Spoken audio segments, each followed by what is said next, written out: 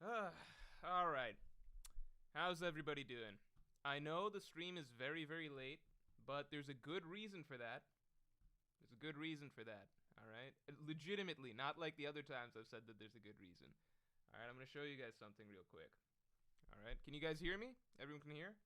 You guys can hear audio fine? Audio's okay?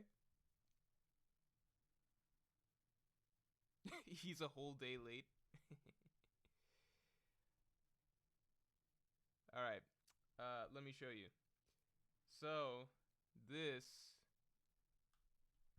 is what my new laptop looks like. It's not a new laptop, it's the same laptop, but it's like Jesus Christ, the pain that I've gone through with this fucking laptop. Who remembers last Monday when the laptop issues began? Low volume? How about now? A little bit better? A little bit better? How about now? We liking this? We liking this? This too high? I think this is probably pretty good, right? Good? Good? Yeah. Anyway, so I can raise it more if you guys just keep complaining. If you want me to raise it more, I can go ahead and raise it more. But basically, long story short, laptop issues that started last Monday, I had to turn in the laptop basically to get it fixed. Dude that fixed it fucked it up really fucking hard first. And, like, you don't even understand. I can't even explain the laptop is fixed now. But just imagine that all the files that I had on this, and everything that I had set up before, Steam, games, etc. Imagine all of that is now gone. Okay? So, you want a little bit more? I can do a little bit more. Yeah, so all of that shit is gone. But it was just so fun. It was such a weird trip because, like, the dude he had very high ratings for the record, right? He was very highly rated, which is why I used him, right? So first he had me do it remotely. He's like, I can fix everything remotely. So I installed something, he fiddled around with the laptop, I went out to get some groceries, I came back, the whole thing wasn't working. So I'm like, what the fuck? He's like, oh, that's really strange. Okay, just bring it over to me, and I can fix it all, just I need to do it manually. And he seemed very confident about it. He's like, I've seen this all the time, Windows 11 issue, just bring it over to me, I can fix it all manually, free of charge for the extra stuff. I'm like, okay, bring it over to him. Then next he's saying, yeah, so I don't know what the fuck's not in these exact words, but he's like, I don't know what the fuck's going on, but I literally can't get access to your laptop at all or anything, and nothing I'm doing with the hard drive or anything like that is working, and he's plugging some shit in and it's not working. I'm like, okay. I'm like, what do you need to do? He's like, I need to just reset everything. I'm like, can you save the files? He's like, of course I can save the files.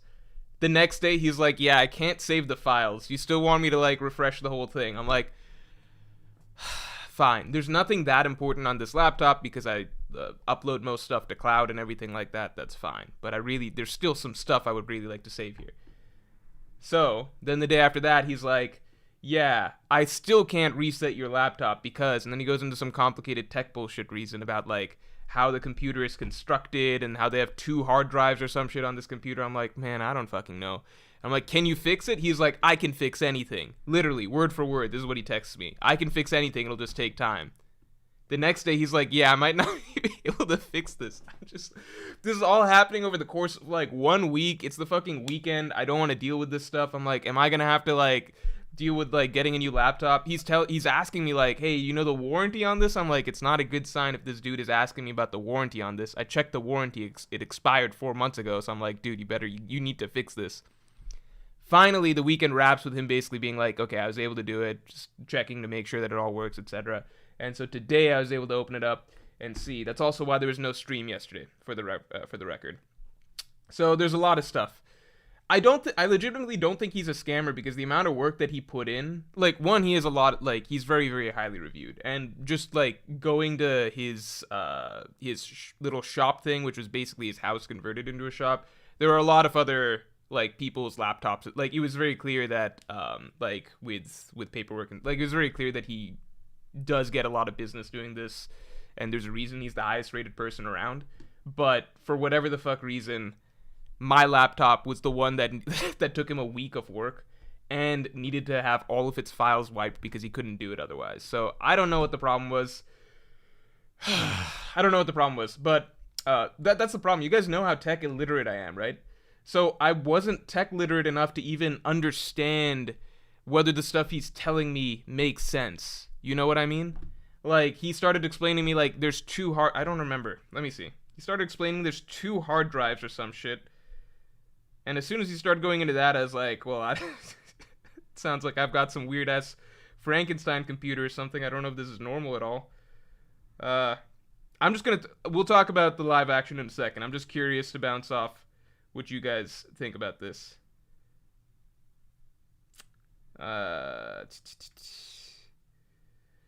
Okay, so I see what's happening. You have 2 drives and it's set up as RAID, R-A-I-D, which means both drives are required to run the operating system. It also means that data cannot be seen without both. Problem is one is failing. And then he goes into a bunch of other shit.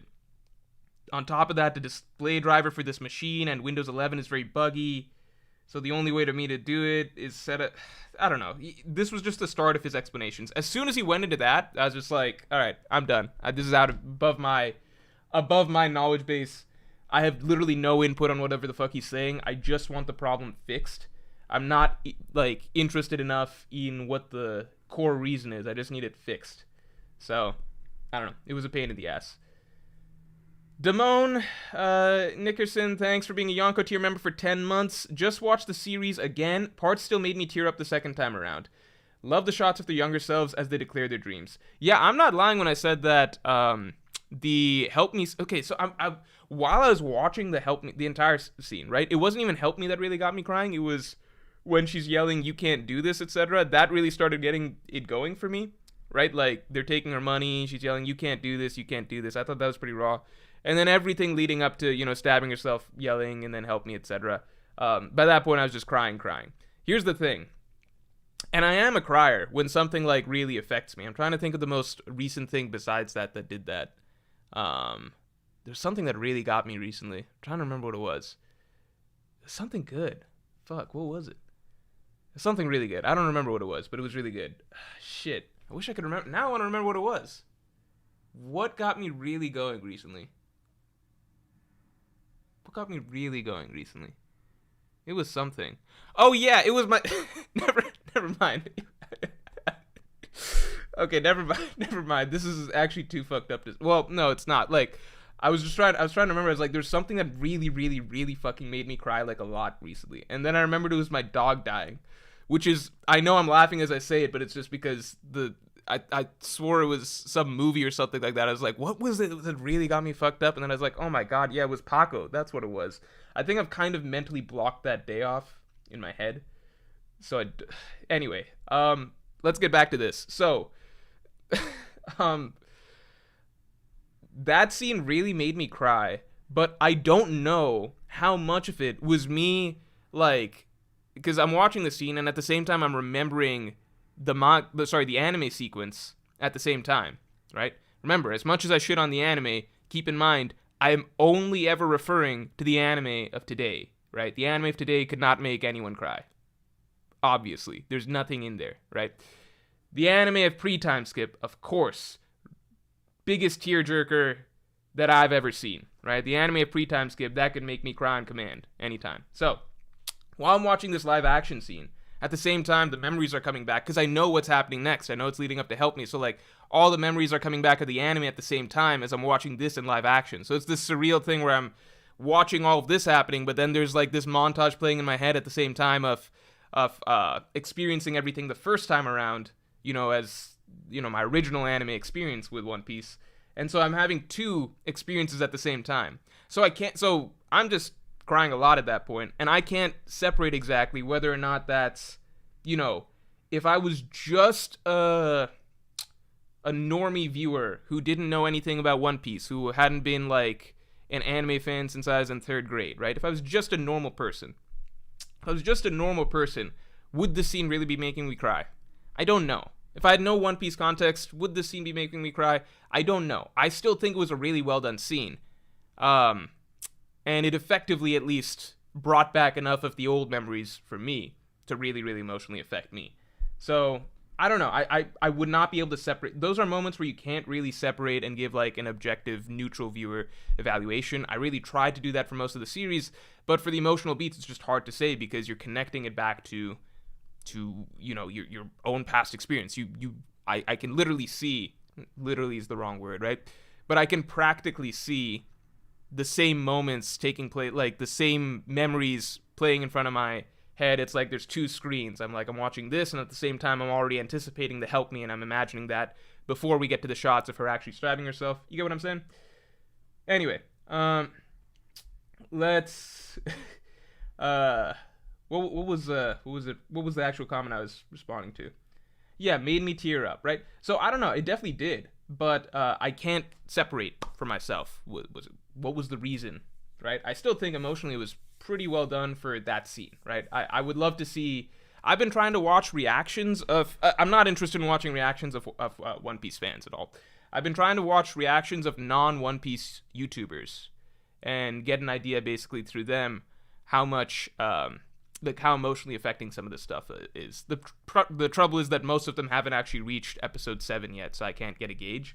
Also, at the same time, most people that do, live reactions and stuff, they are essentially professional criers. No offense to them, that's just the name of the game, but like they kind of got to be able to, not cry on command, but they got to be able to at least be easily affected or easily be able to show emotions quite a bit when they realize that they're supposed to be showing emotions. So it's hard to say. But I'm still gonna watch more, One Piece reactions from non-YouTubers to kind of get an idea. All right, let's get the stream likes up to 100 real quick. Hawkins says, Morge, I'm really surprised you liked the live action considering how mid it was. But hey, if it gets people to view One Piece, then by all means. I had so much fun watching the live action. Like, no joke at all.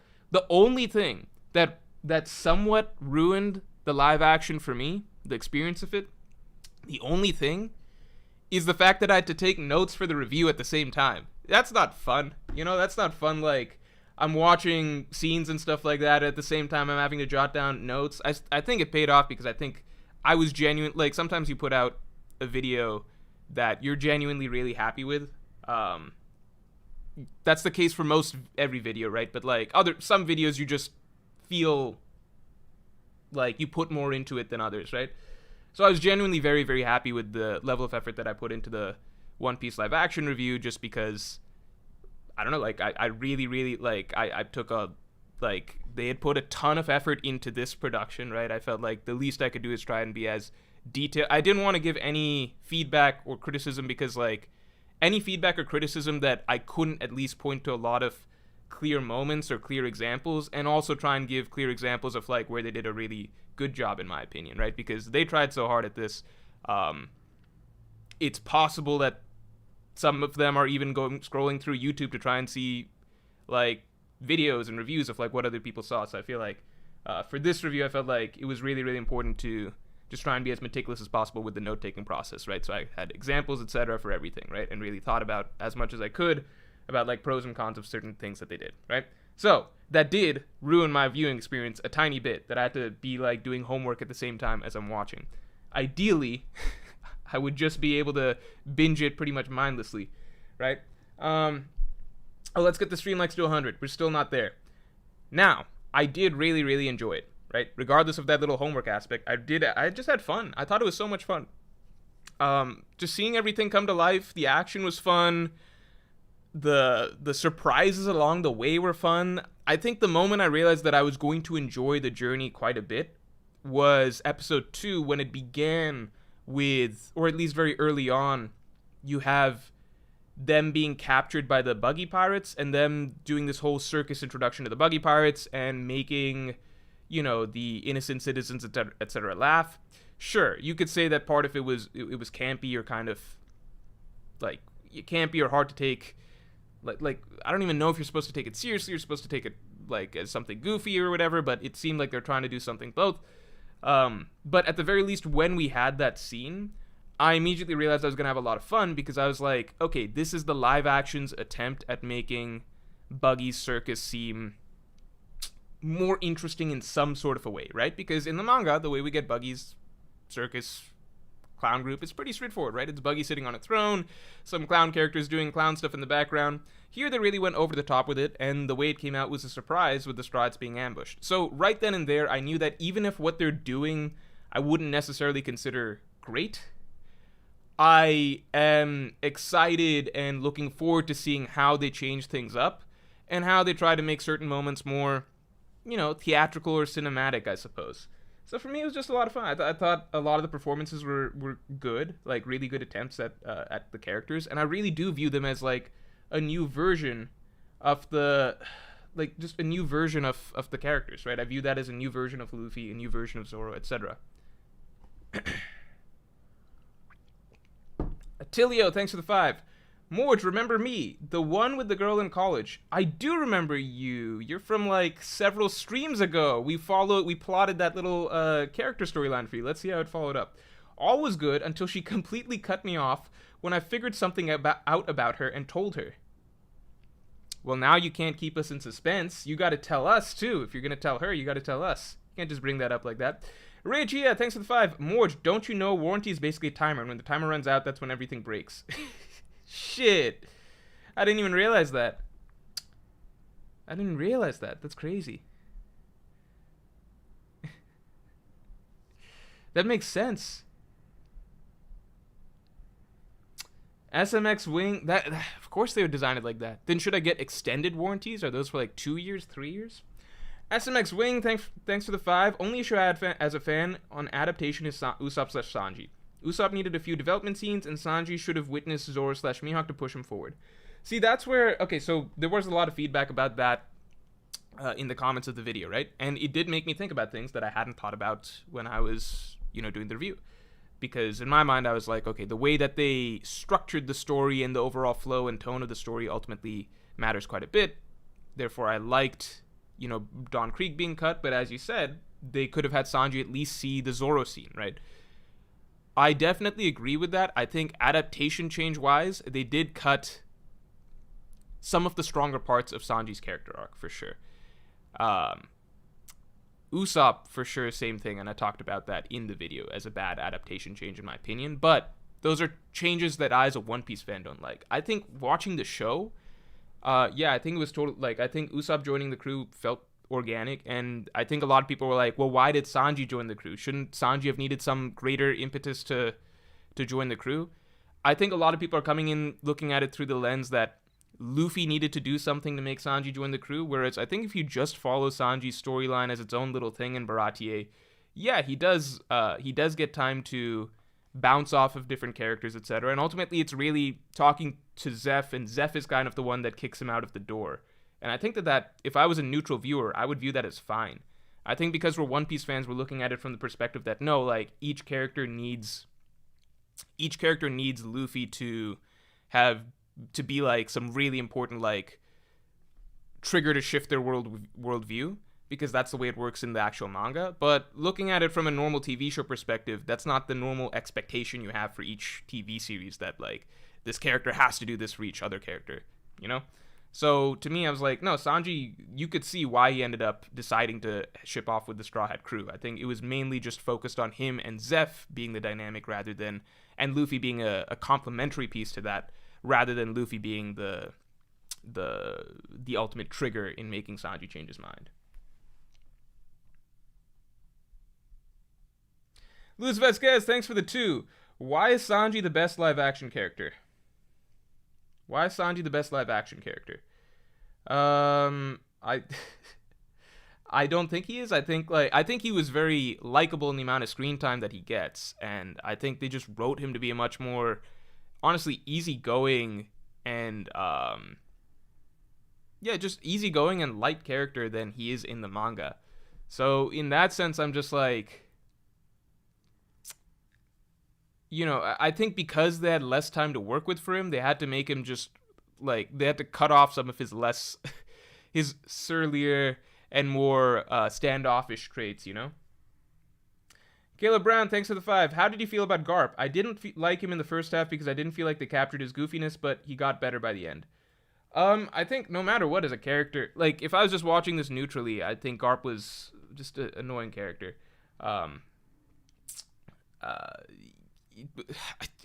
okay, if I'm being honest, I'm surprised a lot of people liked Koby because I found Koby astonishingly irritating. I thought that his acting performance was very, very stiff. You might say that, well, maybe Kobe's supposed to be stiff. I'm just like, not that fucking stiff, man. Like, this is just, it feels like he's just, I felt like Koby was the acting performance that I enjoyed the least, okay? Garp, I didn't find his character, again, like, for me, it's just hard to evaluate Garp because, on the one hand, I feel like I get, again, I don't feel like he needed to be as goofy as in the manga. They were doing something totally different with him. That's cool. And you can see the level of wisdom that he's a character that carries some degree of wisdom and some strong perspective on the world that he keeps sharing with Koby, right? Which is good, I think, throughout the series. At the same time, again, I just can't get over, I think the way I put it in the review was like, he just feels like a Disney Channel villain at a certain point. Because it's just like, you know where it's going. You know, you can tell, like, look, there are father-son conflicts. We're just going to refer to Garp as father here, basically. Obviously, he's grandfather, but it feels like father-son stuff, right? It's a technicality. Father figure, same thing, right? There are parental father-son conflicts in series and stuff like that can feel very serious, like Zuko and Ozai, right? Or even like Yujiro and Baki or something like that, right? Even like Yujiro and Baki, like, I don't think Yujiro's ever going to kill Baki, but it's still like pretty damn serious, right? And Yujiro's not a friend, right? Garp just became so clear so damn quickly that it's just like he's not really, like, he loves Luffy. It becomes so clear that he loves Luffy, and he's doing it more so because he cares about his well-being. It's like, literally, he's just like a dad that cares about his son's well-being and is trying to protect him and save him. So it just becomes like, it's a kid's movie plotline, basically. That's like dad chasing after kid being like, no, wait, stop. You're not ready. Stop. I have to stop you because I don't want you doing all this dangerous stuff. It's just like, it's funny because I did see the clip going around where the showrunner is explaining that they added it for tension. I'm just like, no, this detracts from tension for me. Because on the one hand, you've got the Arlong storyline where it's like, this is serious stuff. This is about a character that's enslaved an entire village, that has enslaved a child into labor and everything like that working for them, that these are characters that kill innocent people. This feels serious. This feels like it's actually adding weight to the story of One Piece, right? It feels like they're going for an actually adult storyline here with everything with Kokoyashi Village. And then in the background, you've got this, like, dad figure being like, oh, I'm really going to teach you a lesson, Luffy. I just wait till I get my hands on you. It's like, dude, come on. The thing is that we've seen this type of storylines a million times before, and you know what the final resolution to it is, right?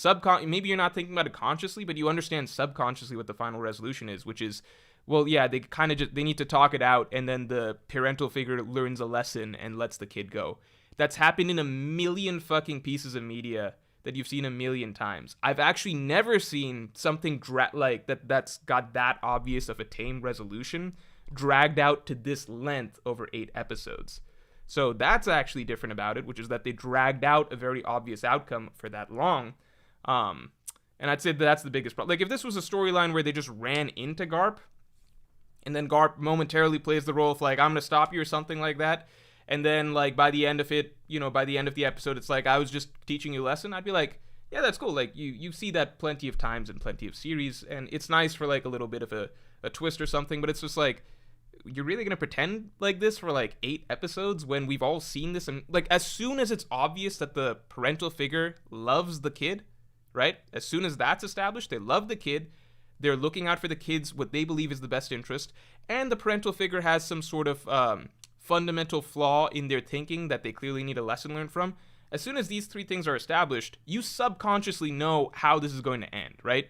It's not going to end with the kid kicking the parental figure's ass. It's not going to end with the parental figure, like, doing anything that bad to the kid. It's going to end with them talking it out, and then, like, a lesson being learned probably on both sides, and then the kid gets to go free on their own way, right? That it's basically it's kids movie plot stuff, right? It's kids movie B plot stuff.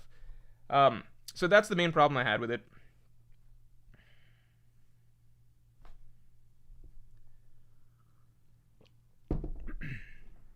Amer says it's obvious if you're a One Piece fan. I don't know about non-fans. The thing is, I think it's really fucking obvious for non-fans. I can't imagine how it wouldn't be, because again, this isn't a unique plot, right? We've seen plenty of times this plot of like this character that's a parental figure just trying to test their, the kid.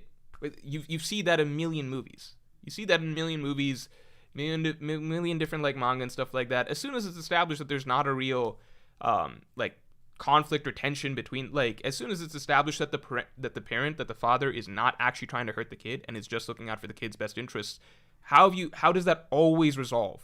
It always resolves with, I'm gonna do my own thing, Dad, and you just have to learn to live with it. And the dad's like, okay, son, like, you're right.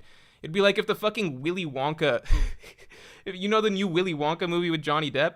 Imagine if like the entire movie's running storyline was like Willy Wonka's dad in the background just like complaining about Willy Wonka being a dentist. And then how does it end with Willy Wonka and the dad having a talk and the dad accepting that Willy Wonka's a dentist? I'm not going to list through how many times you've seen this. I think anybody that's like even slight, like, you don't have to be a One Piece fan at all, because it's just a very cliche storyline. Cliche storylines are things that you've seen a million times, so you know how it's going to end up. That's the thing. I've never seen one that's got a clearly cliche ending set up, but that's dragged out this long and the pretense is held up for this long that it's actually something serious. So, I mean, I'm going to stop talking about the Garp storyline because I think that that's the only thing that I had a real serious negative opinion on. And, like, don't take my word for it. It's funny enough that it sounds like the big thing that Oda had a problem with was that Garp storyline, right? Makes sense. I don't think that this is a take that really needs defending, because at the end of the day, the writer of One Piece himself recognized that this is just a bad storyline to include, right? It's actually also really interesting that it seems like it kind of makes you appreciate Oda a little bit too, in that he was able to clearly identify the one thing that is like, first of all, it establishes that he does not necessarily support everything that the live action does. So a lot of the changes and stuff like that, those are ultimately changes that are probably out of his hands at a certain point, right? If they push hard enough that we really want to keep this, then Oda does have to cave at certain points, even if it's against his, his own, his own instincts as a writer, right? So it's interesting because it means not the entire live action is not Oda approved. It's Oda approved in that technically, yeah, legally he stamped off on it, but it's not actually necessarily everything that he wants. So that's one thing to consider. And it also reflects that Oda does have a really strong vision of what the story should look like, right? He's able to identify what the weakest storyline is that they're trying to force in. But ultimately, if they want to push that in past his better judgment, then that's going to happen.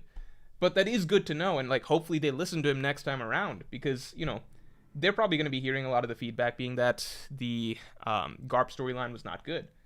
But everything else, like, I want to talk about the positives from here on, honestly, because the Garp storyline is the only thing I really have a problem with. And, I think we'd be better off talking about the cool stuff. I mean, not just the positives, but you know what I mean? Like, I feel like I've gone on a long tangent talking about the one thing I didn't like. And at the end of the day, there's a lot more to it than that. Let me pull up the super stab real quick. Sorry if I've missed anybody.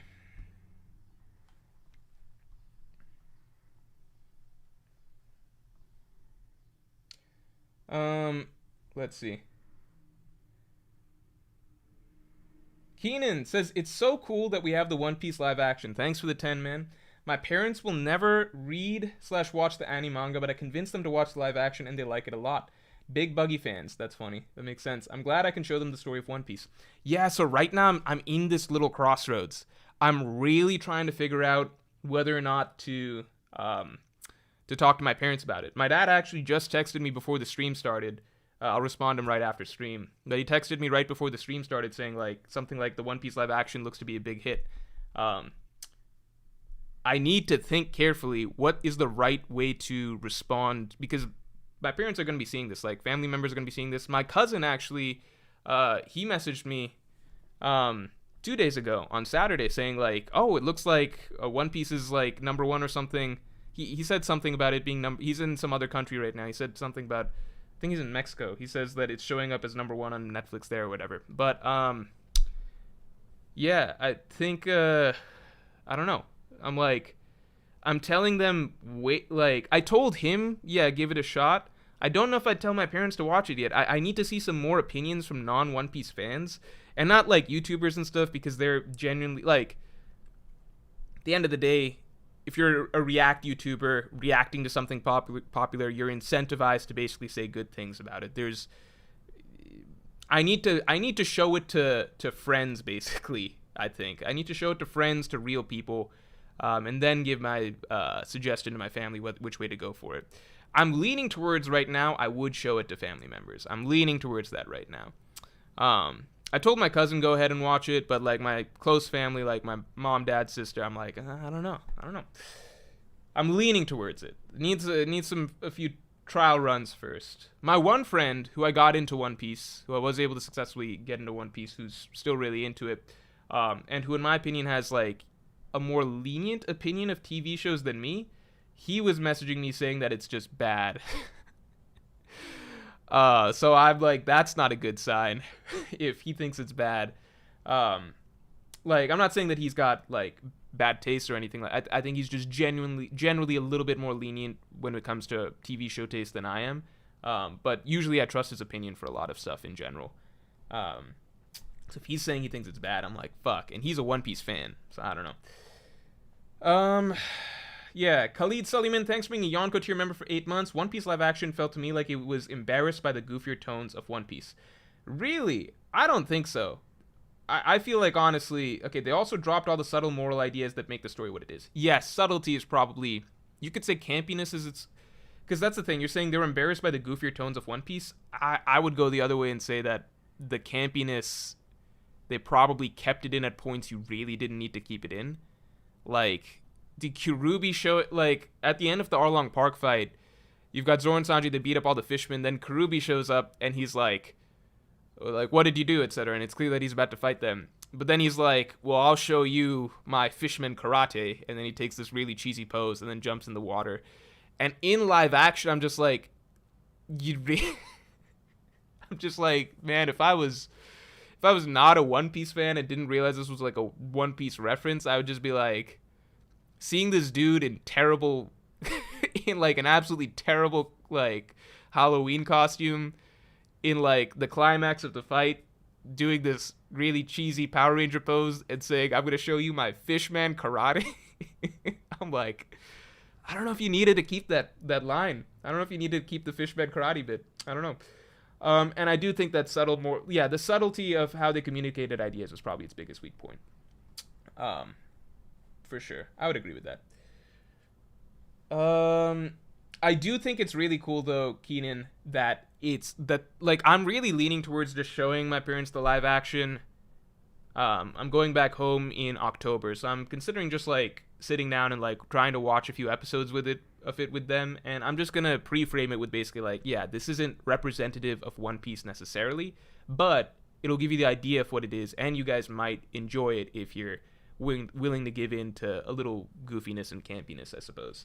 So the fact that I'm leaning towards that, I think is, I think it's really, really cool. Like, I think it pretty much does what I hoped it would do at the very least, which is, even if it's not something that my parents would be able to sit down and watch and enjoy, it is something that's going to make One Piece more of a household name, which in turn makes it, I don't know, just, it feels cool that, you know, the series that I talk about so much, that you guys talk about so much, that we all talk about so much, is something that now pretty much everyone is going to know the name of. You know what I mean? The same way Dragon Ball or same way Naruto, I think there'll be very few people that don't know the name One Piece by the end of, like, the next week. You know what I mean? And that's kind of crazy.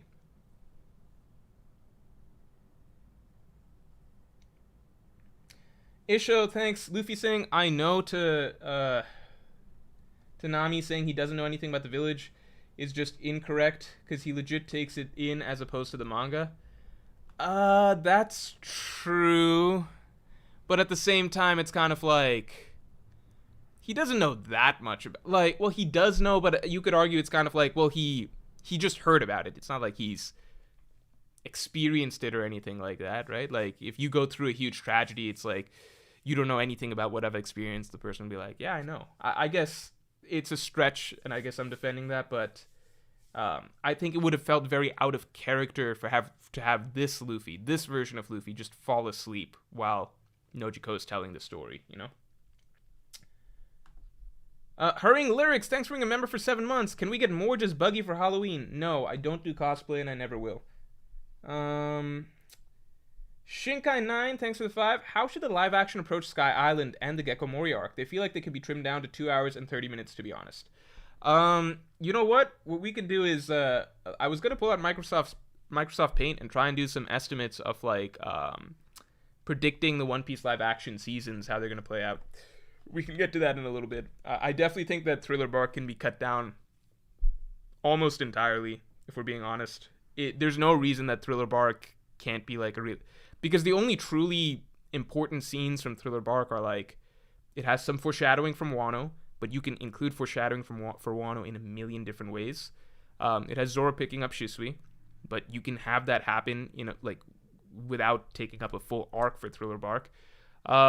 And it has the Kuma incident, which is something that can happen literally anywhere. It does not have to happen in Thriller Bark. Thriller Bark is very cuttable.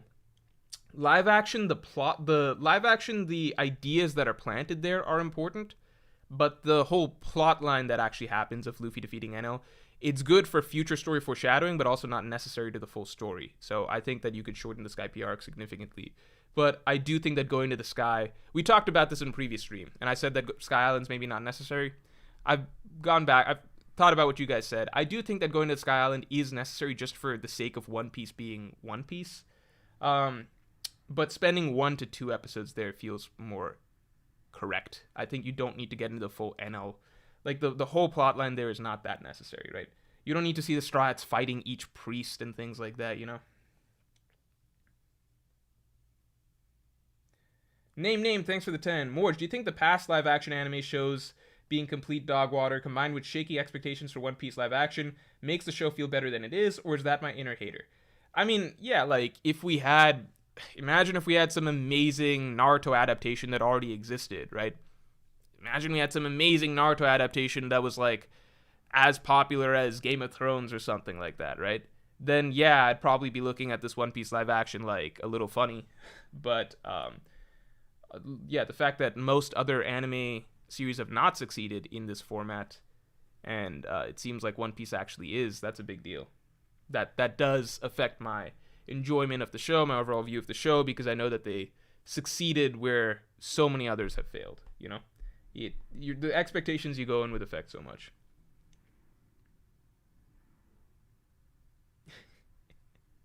Kina the Far said, thanks for the 20. Hi, Morge. I'm at my anniversary dinner right now. Girlfriend and I say you are my girlfriends and my favorite YouTuber, and thank you for providing us entertainment and Surfshark. Everybody go get Surfshark right now. The code is Mr. Morge something. Just go to Surfshark. Click on the link under any of the videos. Go get Surfshark. You should be watching this stream with Surfshark right now. This $20 was meant for the tip at dinner, but you deserve it more. Dude, isn't your car, like, God and destroyed?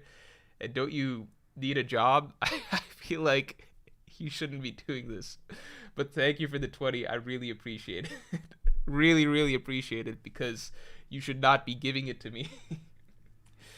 Degen Dan, thanks for the 5. How'd you like Inaki's performance as Luffy? I remember you saying the live action relies on whether Luffy is done right, and I think you did pretty good. Yeah, I think I talked about Luffy the most out of all of the actors in my review, because I thought Inaki, again, if you guys remember when I watched the teaser, I was like, this seems cringe, because I watched a little bit that was like the opening of the teasers, Inaki talking about how all his life he dreamed of being a pirate.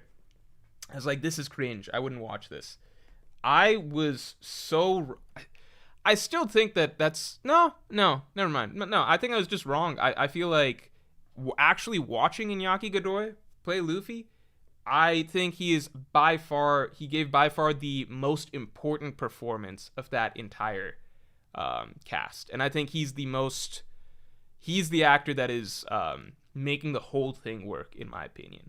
Because again, it's a campy kind of, the show is very campy, right? But Inaki's performance allows, because he himself is willing to play into the goofiness with so much, and the corniness to a degree with so much enthusiasm, but also like treat it legitimately, if that makes sense. Because he's able to do that, and genuinely just give in completely to One Piece, because I mean, even watching interviews of the actor, you can kind of get the sense that he legitimately, as a person, is like that, right?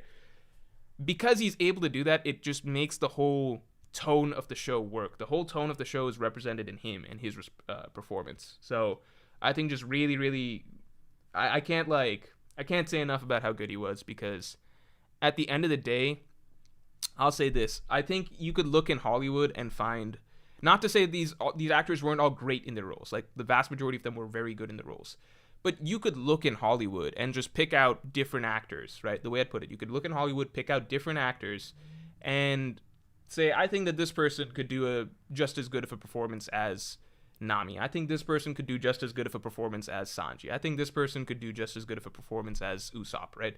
Or Zoro or something. Like, you can look and see other actors that could pull off these roles. Not to say this cast didn't do great with the roles they had, but I look at Inaki Godoy and I'm like, he's the only actor I can think of off the top of my head that can give a performance like that. You know what I mean? Where it's not like he's trying to be funny or quirky or anything like that. He just legitimately feels like he is authentically that carefree, whimsical, happy-go-lucky, but at the same time, you know, still emotionally sensitive, just genuine version of Luffy. I really I can't think of somebody else that I could just pick up and drop in and take this role, and they do it as authentically and as genuinely as Luffy, and I don't feel like they're putting on an act. I just feel like this is that person. You know what I'm saying? Umer Ula, thanks for being a Yonko tier member for 5 months. Zoro was good, but too edgy. Zoro is goofy like Luffy at times, and he smiles here and there in pre-time skip. I mean, I agree, like, adaptation-wise, it's a different take on Zoro, but I still liked this version of Zoro a lot. Also, Marco does no damage at all. What is that? You're just talking about, like, general power scaling stuff? Marco does no damage at all? Yeah, I guess, but, like, who's damaging him? At the end of the day, Marco's a problem for pretty much anybody short of, like, top tiers who can, like, figure out a way to put out enough hockey to damage him. But for the most part, like, Marco's kind of like the gatekeeper, in my opinion, to the very, very top level, because most everybody else loses to him. Flame, thanks for being a Yonko tier member for 11 months. But Morge, should they skip Davy backfight? Dude, I think so.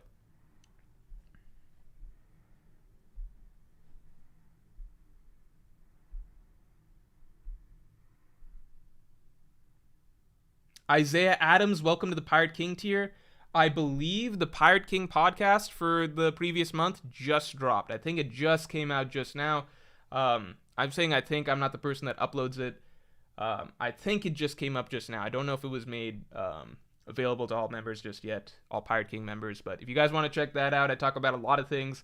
It wanders quite a bit. It talks about my interest in movies. It talks about this recent one I dropped. It talks about my taste in movies.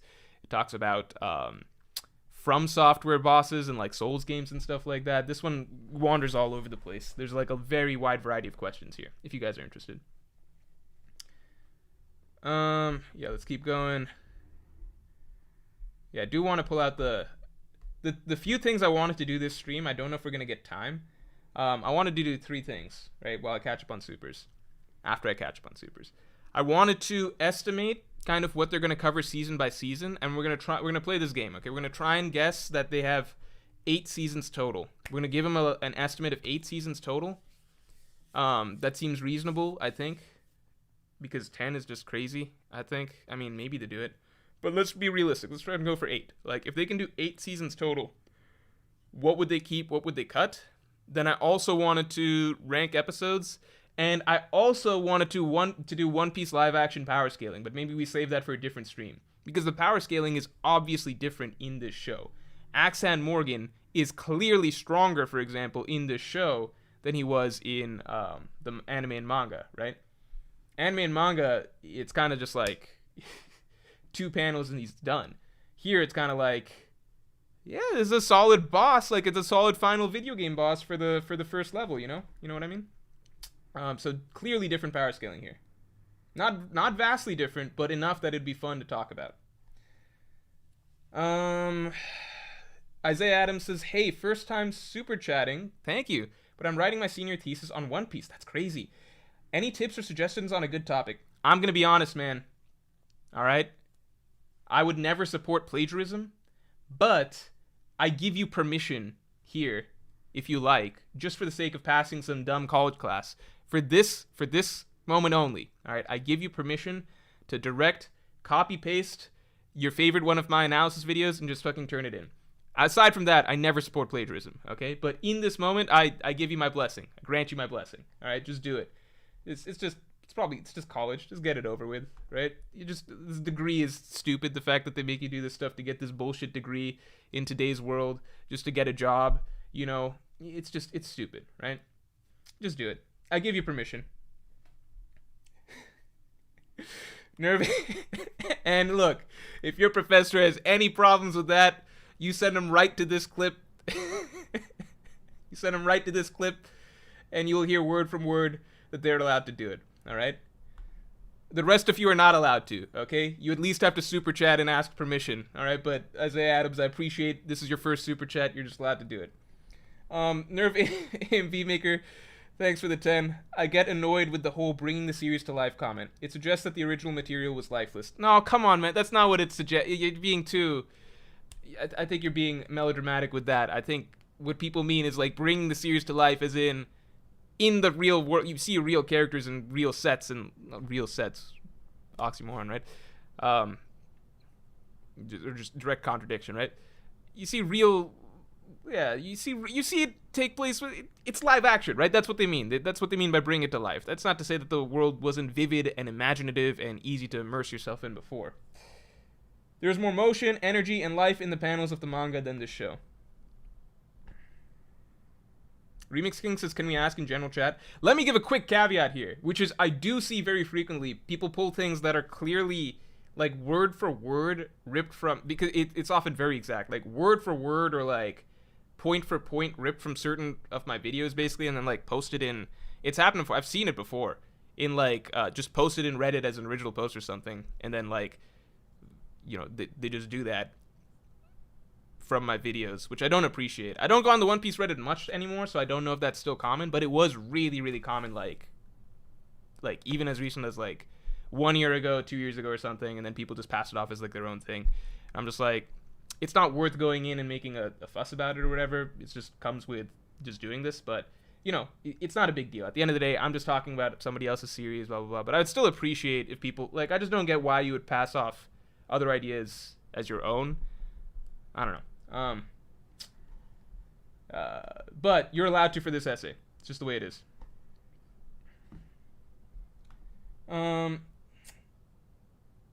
Football, CF Candy, thanks for the 5.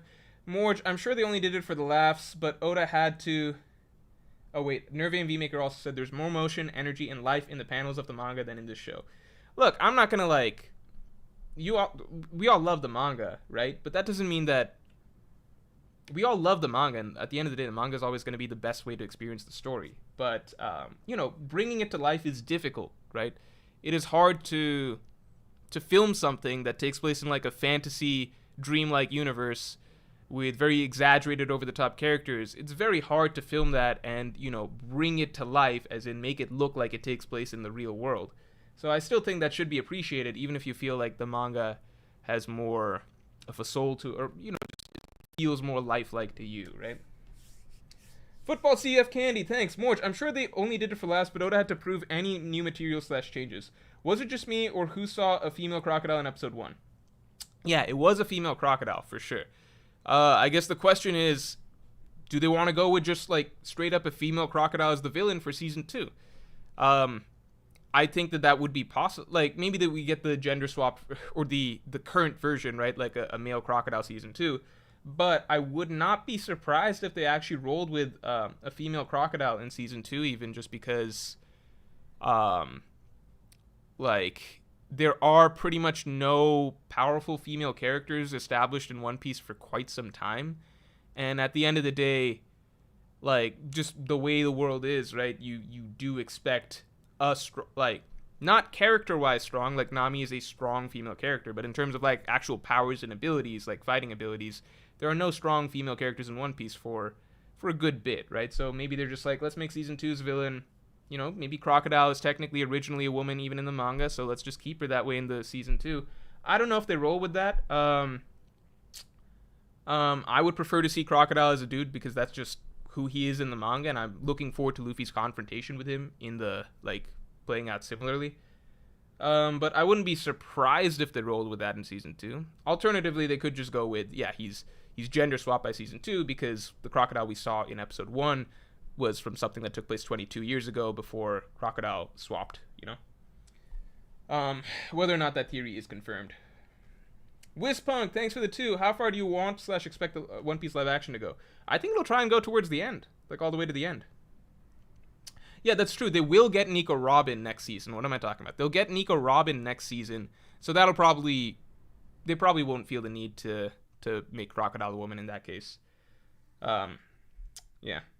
Grizzly Adams, welcome to Pirate King Tier. In case you missed it, I'm pretty sure it should be up by now. A podcast covering all the stuff I just spoke about. It's about an hour long, a little bit more than an hour long, actually. I don't know if it's up just yet. I think that it should be up today. So I'll just double check that, but it should be there.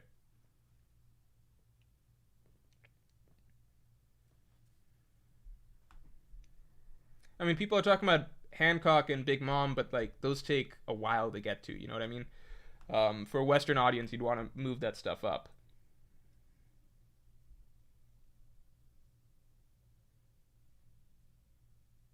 Attilio says she has friends with benefits and said she didn't. Well, I think you made the right call with bringing that up, because if that's not something that you're actually comfortable with, then, you know, that I think that it's important to bring that up and make that clear, and then it's kind of her decision from there. And, you know, I think you made the right decision at the end of the day. So good for you, man. Yeah, Wizpunk, I think it'll go all the way to the end, but it'll probably just cut down on certain things as we go.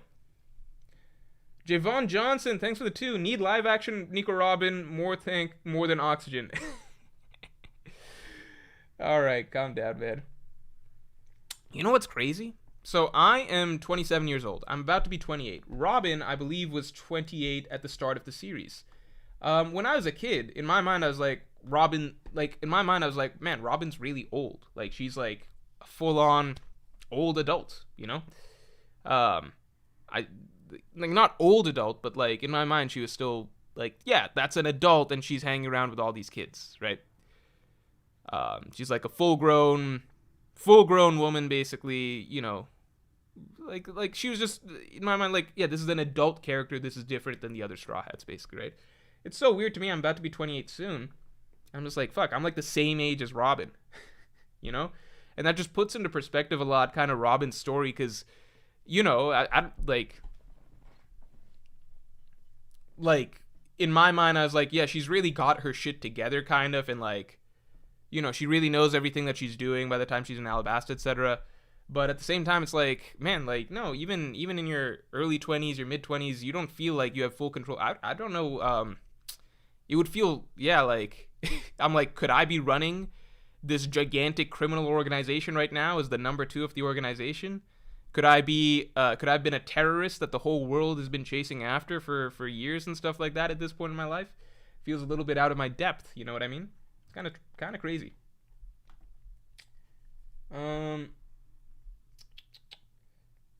Hi Stan 69, thank you. What did you think of Smoker Tease? Assumed he was cut with Garp's early role, but now I don't really see where he fits in.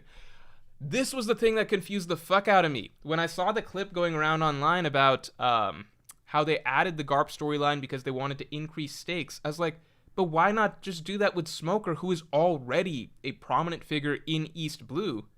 Why not just do that with Smoker? You could just do that with Smoker. It would be fucking perfect, because he's a character that is... This is not some loving dad to Luffy or anything like that. This is fucking...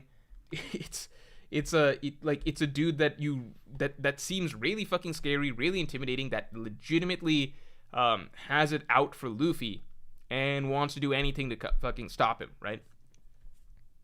Perfect, right?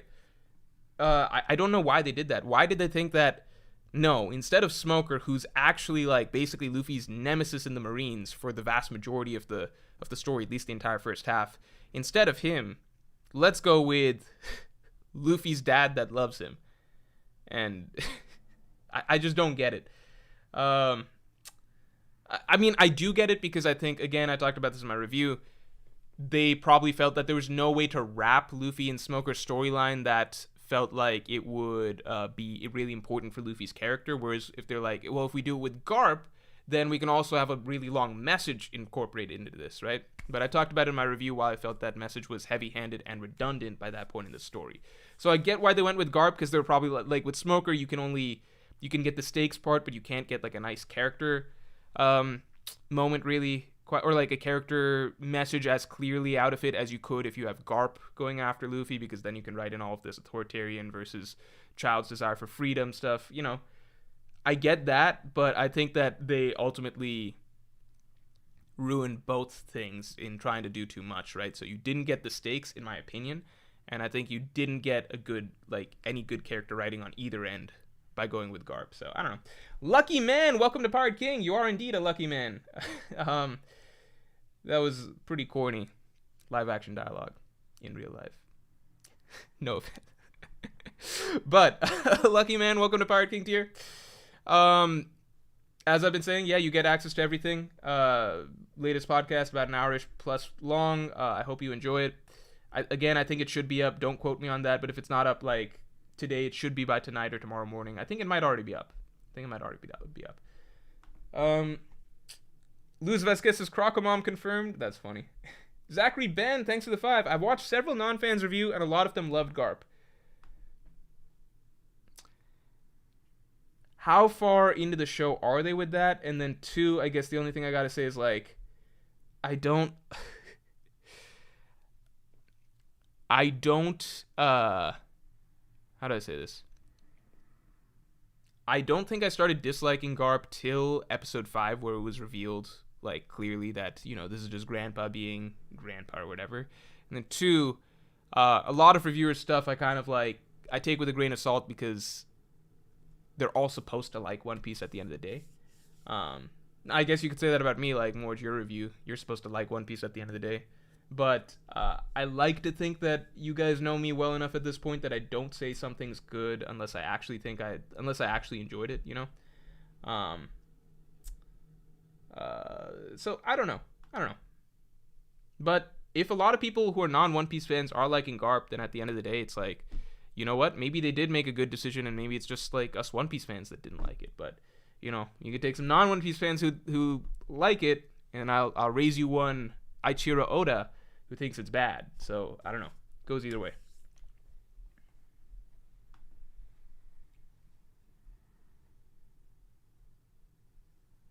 Luke Cotton says Luffy versus Kuro was way too short.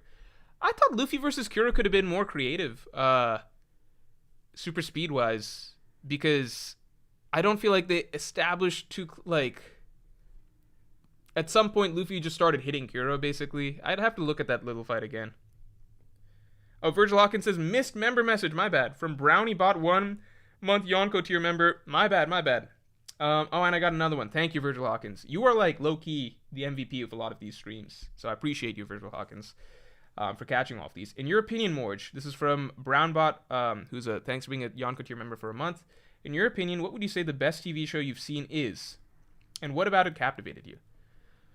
TV's tricky, like, in my opinion, the TV show that I like best, TV's really, really fucking tricky because, like, it's just, I think really good TV shows are very, very, very rare. So in that regard, it's like good TV shows are really rare. So it's hard even just comparing good TV shows, because with movies, it's like, if you just pick a genre like sci-fi or fantasy or action, there's like a million fucking sci-fi and fantasy action movies. If you look at TV shows, it's kind of like, in my opinion, there's only ever been one particularly good fantasy show, and that was Game of Thrones, right? I think there's some other stuff that's like kind of good, like I guess maybe some of the Star Wars shit that's been coming out or something, but it's nowhere near the quality of Game of Thrones, right? So it's kind of like TV is this funny thing where just being good, right? Whatever genre you are, like, just being good is so rare that it's kind of like, it becomes like comparing apples to oranges, because, you know, among movies, it's like there's so many great dramatic movies or biopics or like science fiction films or like you can kind of, the spectrum is so wide that you can kind of start selecting more and more, okay, which one's more artistic, which one's more like which one in each category of film, like writing, directing, act, like you can compare more tightly, right?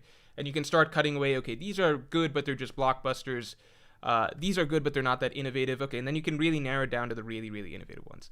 TV is so difficult because it's like just being good, right? I'm hammering this point a lot, but just being good is so rare that you're at a place where you're comparing, like, again, like something like Game of Thrones to like Breaking Bad, and there's such widely different stories, and then you're comparing that to like Mad Men, and that's like a totally different type of genre as well. And it's just like their only thing in common is that they're all actually well-produced TV shows, so they stand out from the rest, but it's hard to get into the nitty-gritty of comparing each of them because they all just do such drastically different stuff.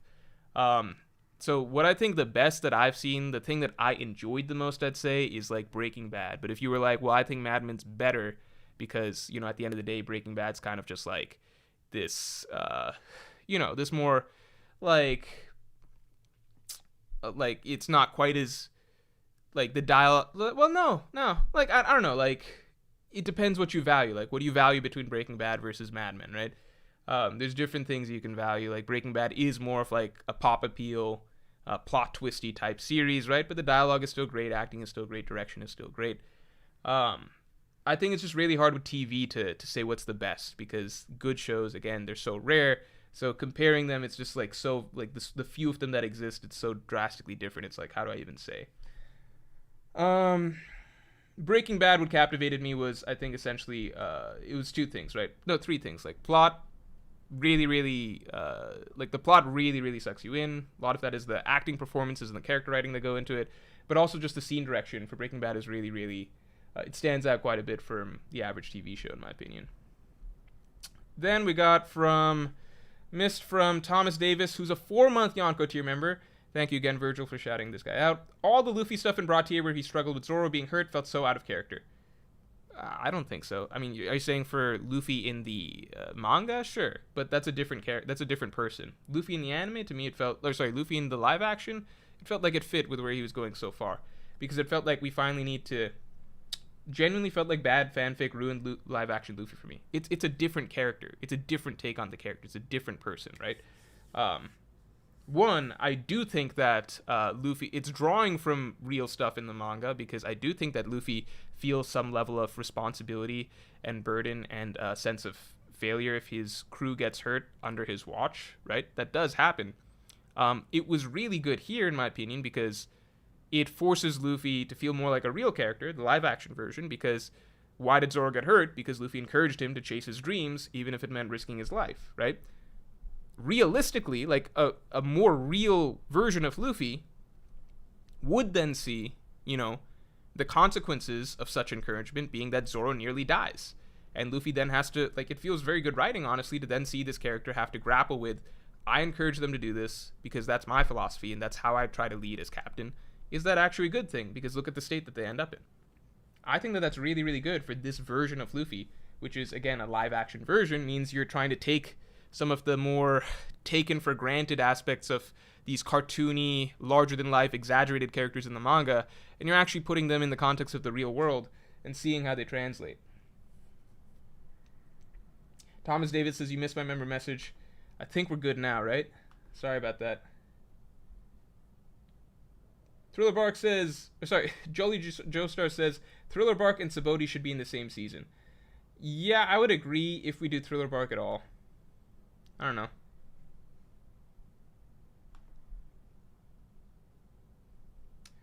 SMX Wing, thanks for the 5. Coworkers who don't know One Piece love it. That's good to hear. Fun, humor, action are common mentions. That's great. Also, you can get to Marineford and end first half by season 5. Part of the reason I'm hesitant to show my family is just because they're generally fairly critically minded with, I think, with this sort of thing. So, I could show them,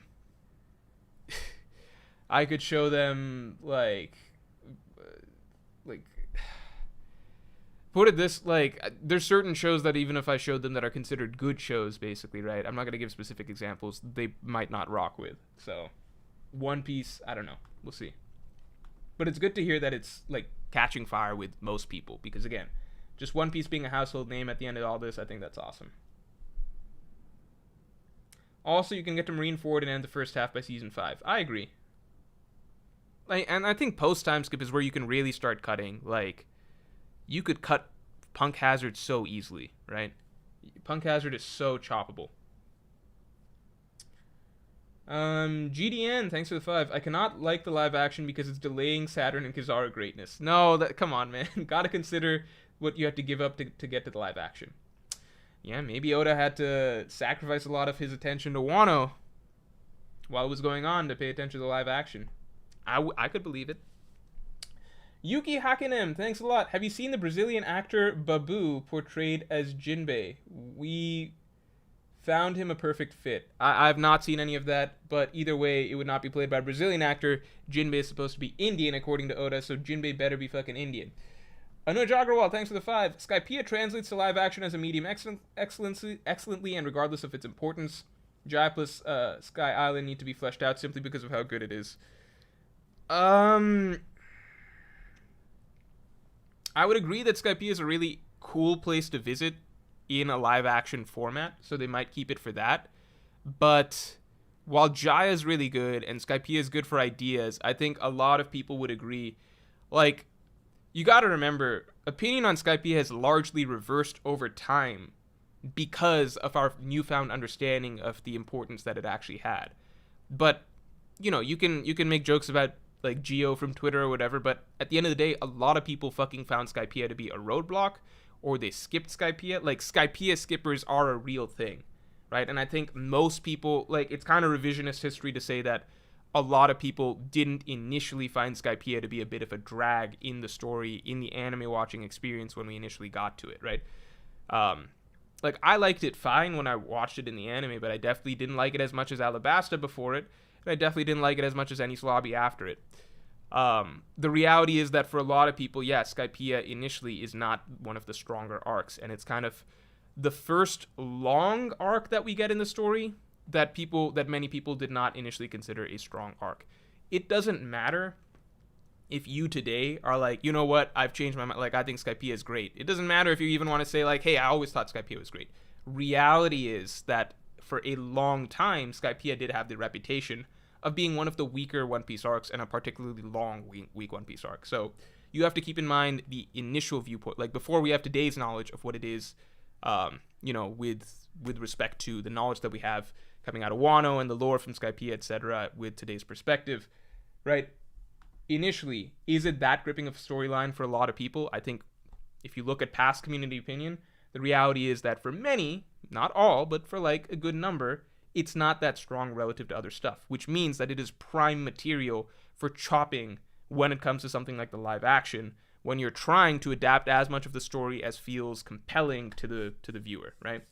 That being said, I think visiting the Sky Islands is still going to be part of the story just because that feels important. Probably need some of the lore in there, some of the ideas in there, but the whole plot, I think, is, you know, I think it's basically prime for the chopping block because, like, they're just going to be looking for what are the biggest chunks of the story that we can chop out to get to the stuff that people really, really fucking like.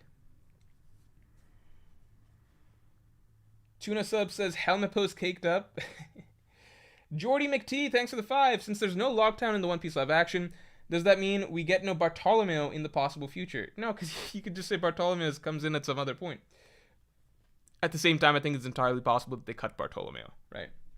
Like, characters like Bartolomeo, that level of significance, we maybe get them, maybe don't.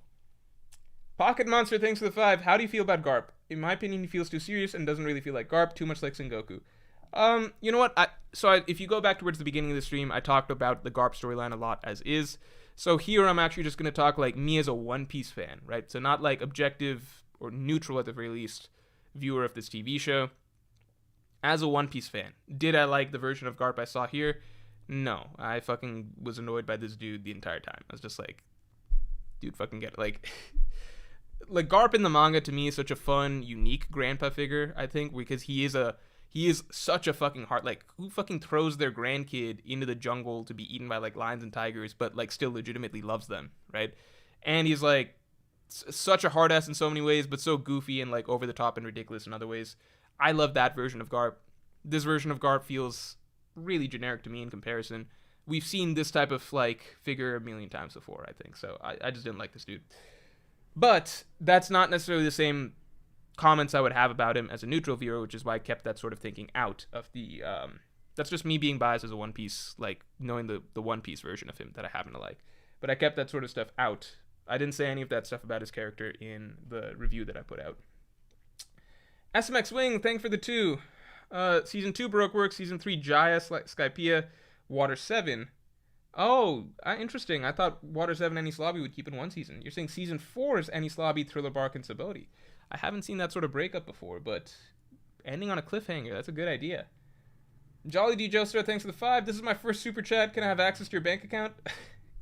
Nice try, Jolly D. Joestar, but I see you all the time. Oof, thanks for the 5. Thriller Bark will be 2 episodes max. Learn to read member chats in time, lol. No, because I just take too long answering some of them. You guys should prefer that. You should prefer me spending time on member chats, in my opinion. I feel like that's better. I feel like I try to give as much, like, for anything I find interesting, I try and elaborate on it. Was there an early moment you knew you'd like it? Zora's bird flip for me. Early moment I knew I'd like it. Yeah, honestly, I like it's the earliest moment that I thought I would find this cool and enjoyable was like Luffy's boat going down, right? Luffy's little ship sinking, him getting in the barrel, and then the shot of the barrels like sailing across the sea to the ships in the background. I think we got the ships in the back, but it was the little barrel just floating across the ocean. It's random, but I thought that was a good shot. So from there, I was just more open to it. Oof, thanks for the 2. Femcroc being Mr. Zero would be odd.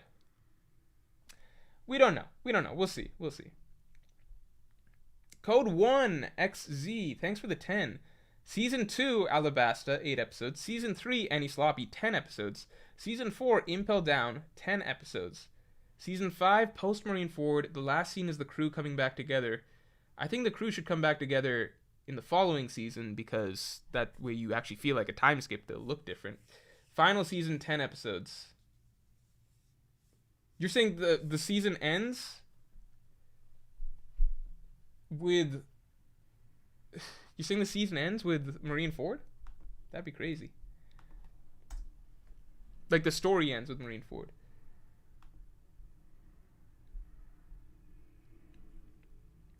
Bo Scotty, thanks for the 5. Garp's side plot length is fine in my opinion. It was just boring. Yeah, that's the thing. Lack stakes, no conflict. Yep, no consequences of failure for Koby or Helmeppo to care about, etc.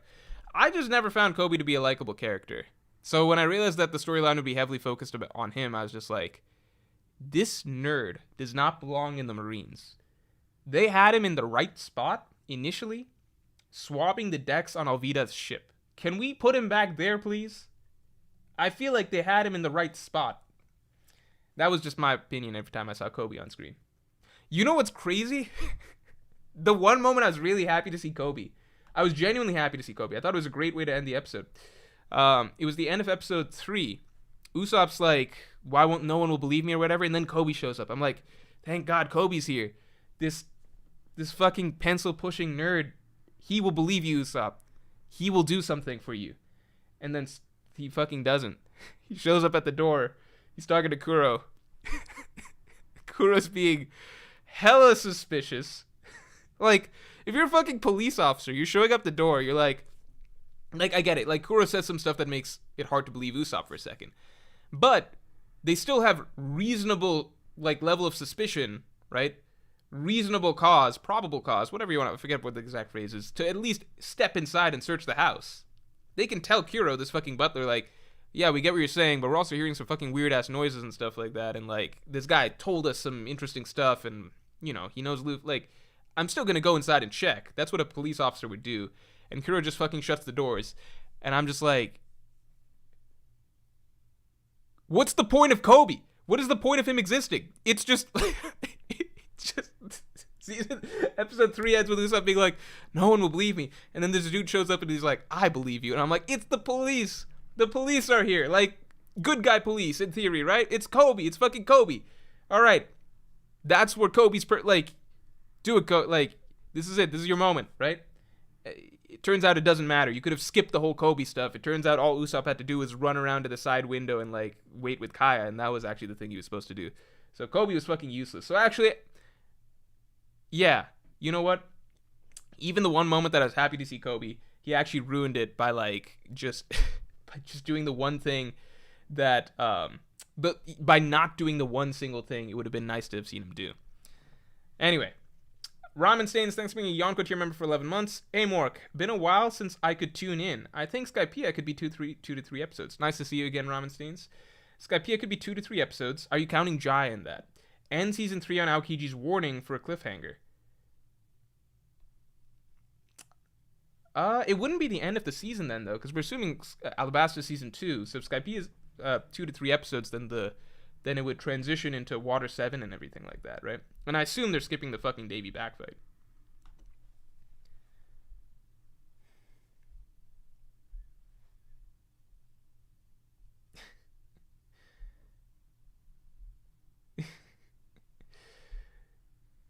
Okay. I'm just seeing if there's any defenses for Koby, but I didn't really see anything. Ninerbot, thanks for the 5. Dialogue was straight out of the manga. Doesn't work with live action, very awkward. Repeating of Luffy wanting to be Pirate King didn't need to be there. I'm okay with Luffy repeating he wanted to be Pirate King. I actually like that quite a bit. Dialogue being straight out of the manga, I think it was straight out of the manga at certain points, but then like other points it felt like manga dialogue, even if it wasn't exactly manga dialogue, but just written into live action. That didn't feel quite good to me. But East Blue, in my opinion, I think even in the context of the One Piece manga, the arc where the dialogue is generally the weakest is East Blue. It has some great lines and moments, like Luffy versus Arlong towards the like all of Arlong Park. I think had great dialogue, but especially the beginning arcs, the dialogue's pretty rough and childish and simplistic. So it's hard. Like you definitely need to reinvent it for the live action, but then even then, it's kind of like what they rolled with for the live action was very hit or miss for me. I think it did have some really good lines of dialogue though that I talked about in the review I put out. Khalid Suleiman, thanks for the 10. I think Inaki played Luffy as well as he could have, but man, fuck the lines they gave him. Yeah, I agree. I think that he had to work with some rough lines, which is why I give him even more props, because sometimes they gave him something really corny to say, and like Luffy would give it with enthusiasm. Like at one point they show up at Baratier, and it's like, what are we gonna do here? Like find a repair the I figured they gave out a few options, or it's like hide from the Marines. Nami's like, repair the ship or something. They give a few options, and Luffy's like, let's eat. Like, it's a restaurant. I forget the exact lines of dialogue, but it's like they roll up, they're like, it's a restaurant. What should we do? Like, Luffy's like, I know exactly what we should do.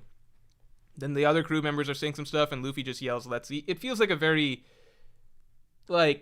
worn out comedic, you've seen that kind of comedic joke before, so it's very worn out and corny, but Inaki Godoy still gives his all in terms of yelling let's eat, so it's kind of you kind of just roll with it. It doesn't feel as corny because he's so enthusiastic about it, if that makes sense. Saying I didn't think he would lose when Nami asked why he didn't stop Zoro was so unnecessary and belittling. Yeah, because that shouldn't be the point, right? Alexis, oh, thanks. Would you play Jinbei and Bollywood dance on scene? Jinbei doesn't Bollywood dance. How would this be tied together? I think I would need to put on a bit of extra weight to play Jinbei. Jolly D. Joestar, thanks for the 2. Skypiea skipped. They spent 2 episodes on Syrup. Yeah, they spent 2 episodes on Syrup Village, but at the same time, I think that they needed to that's an arc where Usopp gets picked up as a character, so they needed to do more for they needed to take their time with that one. And I think that was an arc where it wasn't even Usopp centric. It was also very important for Zoro and Nami. Honestly, it was more important for Zoro at the end of the day. His flashbacks and everything like that, Nami and Kaya. So I think it's more so that they spent a lot of time with Syrup Village. If you think about it, it makes a lot of sense. Syrup Village was a very enclosed environment with not a lot of like outside. It wasn't like wild and flashy like Buggy stuff with a bunch of shit going on. Kuro's was a very slow, like Syrup Village was a slow developing enclosed plot line because it was very character focused. So there's a different reason that they spent so much time on Syrup Village, in my opinion. I don't think Skypiea is skipped though, because I still think going to the island is important. I just think that a lot of the plot can be cut, because ultimately the Skypiea plot is not important for most of the Straw Hat characters. It's not important for most of the main characters. It's important for Nami, but a lot of the importance comes from her actually getting them to Skypiea, and then a little bit is towards the end with her and Luffy's dynamic as they go and take on Enel, etc. But you can do a lot of what was needed to be done with Nami in a much shorter storyline in Skypiea. Like, ultimately, that's the biggest thing. Skypiea is just really not important for the Straw Hats. They're more like tourists there that get fights, but it's really sitting back and just seeing, like, a lot of the island-based story play out, and getting a lot of lore. Anuj Agrawal, thanks for the 5. Skypiea skippers are an anime phenomenon. The live action is a manga adaptation, and my manga friends adore it. But you're probably right, my confirmation bias. Look, I'm not saying anything's an absolute. I'm just saying that, even if a lot of your manga friends enjoy it, I'm like, yeah, but then it's ultimately up to the One Piece live action people to decide, like, what is the largest chunks of the story that we can reasonably cut.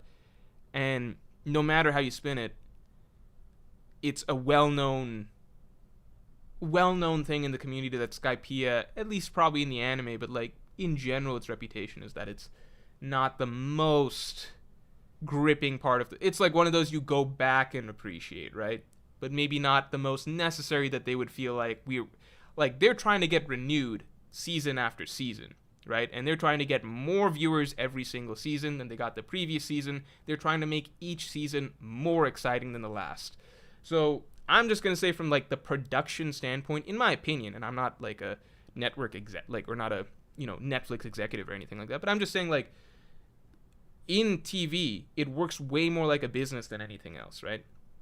Than anything manga related, because manga, the production, what's going into that is so much more minor, right? So for them, again, their goal is ramping every single season, higher stakes if possible every season, more excitement, more crazy plot twists, more moments that can get people in, more moments like that, right? Just increasing viewer base. So to me, they're going to try, like, I would assume that they're going to try and ride that ramp of, like, East Blue basics to Alabasta upscale shit to Enies Lobby. They're going to try and ride that ramp as ASAP. Like, they're going to try and do that sort of scaling ASAP. I would not be surprised if we're at least getting to the Water 7 Enies Lobby storyline by season 3, right? Maybe not completing it, but maybe by, like, halfway through, and then we end on, like somebody mentioned here earlier in the chat, a great idea. Like, maybe we end on a cliffhanger between Water 7 and Enies Lobby. But you see what I'm saying? So, I don't think they're ever going to look at something and be like, yeah, season 3, it'll be Skypiea, and that's maybe not quite as exciting of a storyline as Alabasta or Enies Lobby after it, but we're going to do that full season around Skypiea, and, like, that'll just be one of our weaker seasons. They would just never do that for a Netflix TV show. It's going to be trying to ramp the scale of stakes, hype, excitement as rapidly as possible season to season, right? So again, like, once they complete Enies Lobby, I imagine Thriller Bark will be shortened quite a bit, because what's the next jump from Enies Lobby? You're trying to get to Subtlety and Marine Ford, right? So they're going to try and ride that train of, like, East Blue to the Alabasta storyline, to the Water 7 Enies Lobby storyline, to Subtlety Marine Ford storyline. Like, they're going to try and ride that as like that sort of train of escalating stakes. The parts in the middle are the ones that are going to be necessarily scrunched and shut down because they just don't make sense from a business perspective if they're not quite as strong or exciting as the next thing you could hit.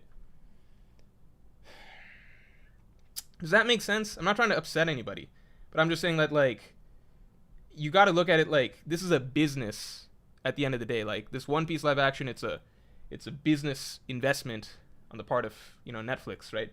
The goal is to bring in viewers, like, keep getting more viewers, right? That's their goal. Dynamic, thanks for being a Yonko tier member for 6 months. Can you do a live stream or video with Matt Owens? I don't know if he fucks with me like that. Morge, if we don't get Skypiea, you can't play Wiper. Oh, I would love to play Wiper. Never mind, Skypiea is back on the table. I want to play Wiper. Oh, man. I would love to play Wiper.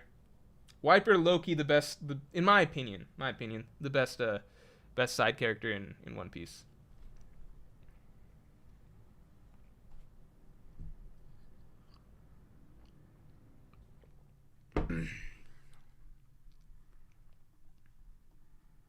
You know, by the time we get to Skypiea, maybe my long style haircut will be long enough that I could play Wiper. I gotta keep growing it out for that.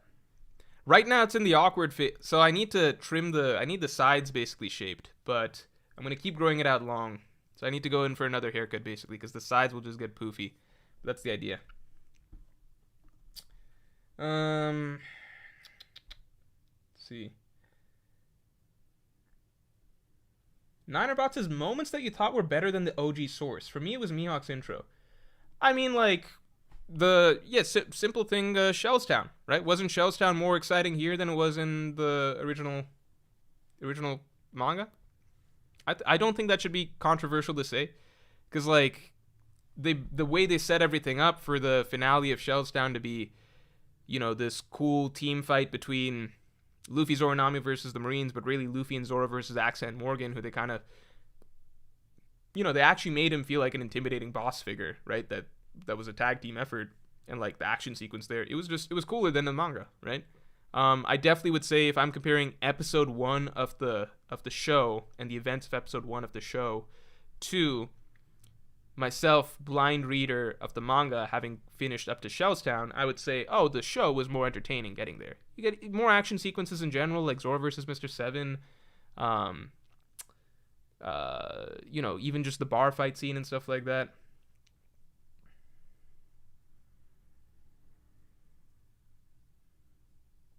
Yeah, so like, there's definitely that. What else OG was or better here than OG? I think the introduction to Buggy's circus was cooler, and like they gave Buggy more of a. No, Buggy's aura was actually really cool in the anime as well at first. I still remember like the scene of Zoro cutting Buggy. This was the first One Piece scene I ever see, so it's very near and dear to my heart. Zoro showing up to save Luffy. At this point, I didn't even know Luffy's strong. He's just this kid in the cage. And none of the trailers that you see on like Cartoon Network or anything seem to imply Luffy was strong. He was just this bumbling rubber kid. So I see Luffy in the cage, Zoro rolling up, telling this Buggy character, like, who seems scary. Because, like, until you realize Buggy's a gag character, his whole clown, like, scary clown persona feels like a more malicious version of the Joker for a little bit, right? And then Zoro tries to cut him, and then he's just this floating, disembodied thing, and like he's just like wrecking Zoro, and it's like, holy shit, like, but like that whole scene was awesome. And then it ends with Zoro flipping the cannon and blowing everybody up. Still a very, very, that's my introduction to One Piece. So precious scene in my heart. So I'm not gonna say that episode 2, like the Orange Town arc, didn't live up to the manga. I don't know. I'd say at least Shellstown was better, right? Shellstown was better. Mihawk's intro is hard to say. Mihawk's intro is pretty damn cool in the show. It was just also really fucking, like, fake look. Like, it was so ridiculous at the same time, whereas in the manga it's just very tense and serious. But here it felt like something out of, like, just, like, a really campy superhero show or something. Jamal Amal, thanks for being a Yonko tier member for 11 months, man. How far do you think Season 2 and Season 3 of the live action would cover? Season 2, I think, covers to the end of Alabasta. I think that's a good stopping point. Season 3 is the really hard one. I feel like Season 3, somebody suggested that maybe it ends with, ends with, like, a cliffhanger at the end of Water 7, but not starting Enies Lobby. I think that would be really good, but I would prefer if we get Water 7 and Enies Lobby all in one season. Also, just for consistency, you want all of the actors to look the same visually, age-wise, between seasons, and it takes, like, probably take a couple years to produce.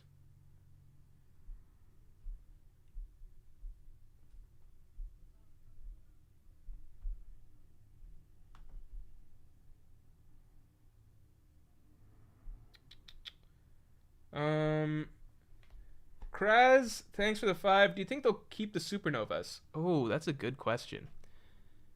I think we won't find out until... I think the One Piece story itself has to progress a bit more. Let's see if, like, Kid and Law make a reappearance. Let's see if Yuruj is going to matter.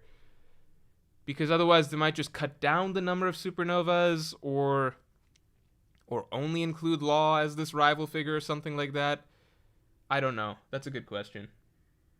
Do I think cutting Skypiea might affect the emotional impact of Robin leaving? No, because I think that, like, look, Nami left by episode... She left in episode 6, right? She only really spent, like, 5.5 episodes with the crew. So, to me, by that logic, you just need Robin with the crew for about 5.5 episodes, right? And they could make that work without a bunch of time in Skypiea. Although then how do you get that time? I don't know. It would just be between Jaya. I don't think they cut Skypiea completely, but like Jaya, a couple episodes in Skypiea, maybe like a solid bonding episode in Water 7 they could include. And then maybe by episode 5 or 6 of Water 7 she's leaving. And I think that would be good enough.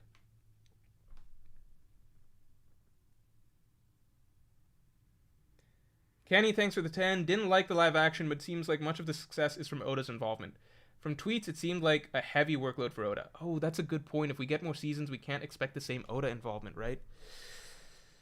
I think Oda will be able to do a lot less because so much of it starts with like setting the right tone, the right vision, right? And like the right guidelines for how you're supposed to approach the characters in the writing.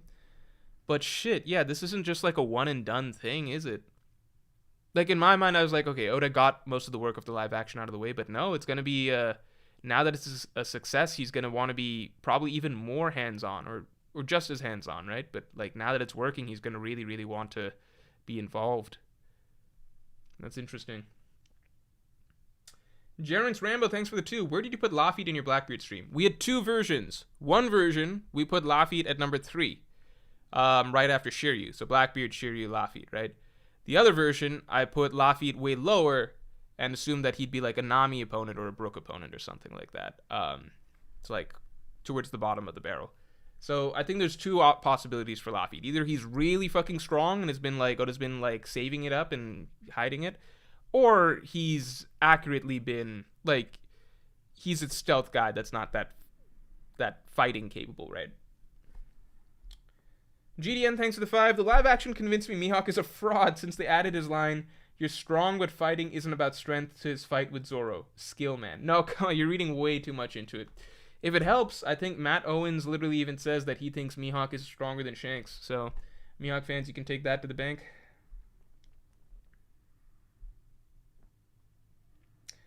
Gilherm Carvalho, thanks for the 5. If they don't go through Skypiea, how can the damage to the ship in Water 7 be explained? They could just do anything, honestly. They could have it get hit by cannons or have it get hit by, like, some character's attack or something like that. Like, if you just need the ship damaged, you can do a million things to do that, right? You can have that happen multiple episodes. Rachia, thanks for the 5. I think Season 2 will be getting to Alabasta, and Season 3 will be all of Alabasta with a finale episode with them sailing to Jaya. No, I think that would be... I think that they really should try and cover all of Alabasta by the end of Season 2. Just because... it's just not that exciting for season if you don't actually have Alabasta included in it, you know? It's like Mr. 3, Wapple. I think you really need Alabasta. Again, I was talking about this earlier, but you're going to want to raise the stakes for Season 2. You want to have Luffy fighting Crocodile by the end of Season 2. Nick on the radio, thanks for the 2. Worst casting choices in your opinion? I don't like doing worst. Like, okay, I'll do a couple of these. I really do think that Alvida was not good. I think she's the only character I would say that it actually hurt my enjoyment. Because it just felt... I really, really did not find her acting performance to be any sort of, like, just not believable or not... It just felt really, really forced to me. And it sucks that it comes in the first episode. So I think Alvida was the real weak point, like the key standout weak point to me. And it's one of those things that makes me hesitant to want to share it with, like, my family, because I'm like, if they're watching episode 1 and they're hearing Alvida say, like, who's the most powerful woman on the sea, it just feels really kiddie and silly. And then number 2, I think, is Koby. I really did. I understand some people fucked with Koby's performance. I really, really, really dislike Koby's performance personally. I think I got more okay with it over time, though. But I just don't like that episode 1 is very Alvida and Koby centric, because I think that ultimately they were the two acting performances I didn't enjoy that much. Like Garp, I think gave a perfectly fine acting performance, even if I didn't personally enjoy his character.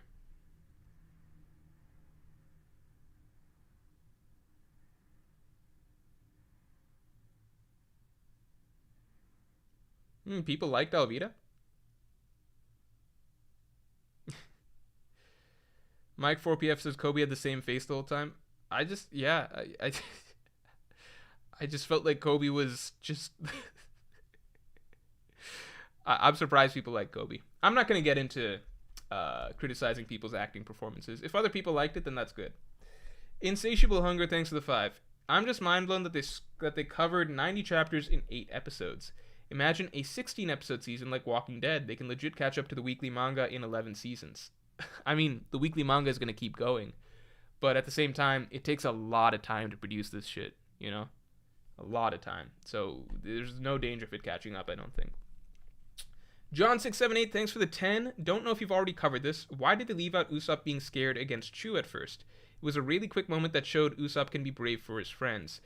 Because I think that... I don't know why they cut it, other than I feel like it's possible Matt Owens just felt like Usopp's character writing wasn't that important for this, or like maybe they felt like they hadn't set up Usopp's sense of cowardice and everything like that enough in the Syrup Village arc, which I think is a good argument.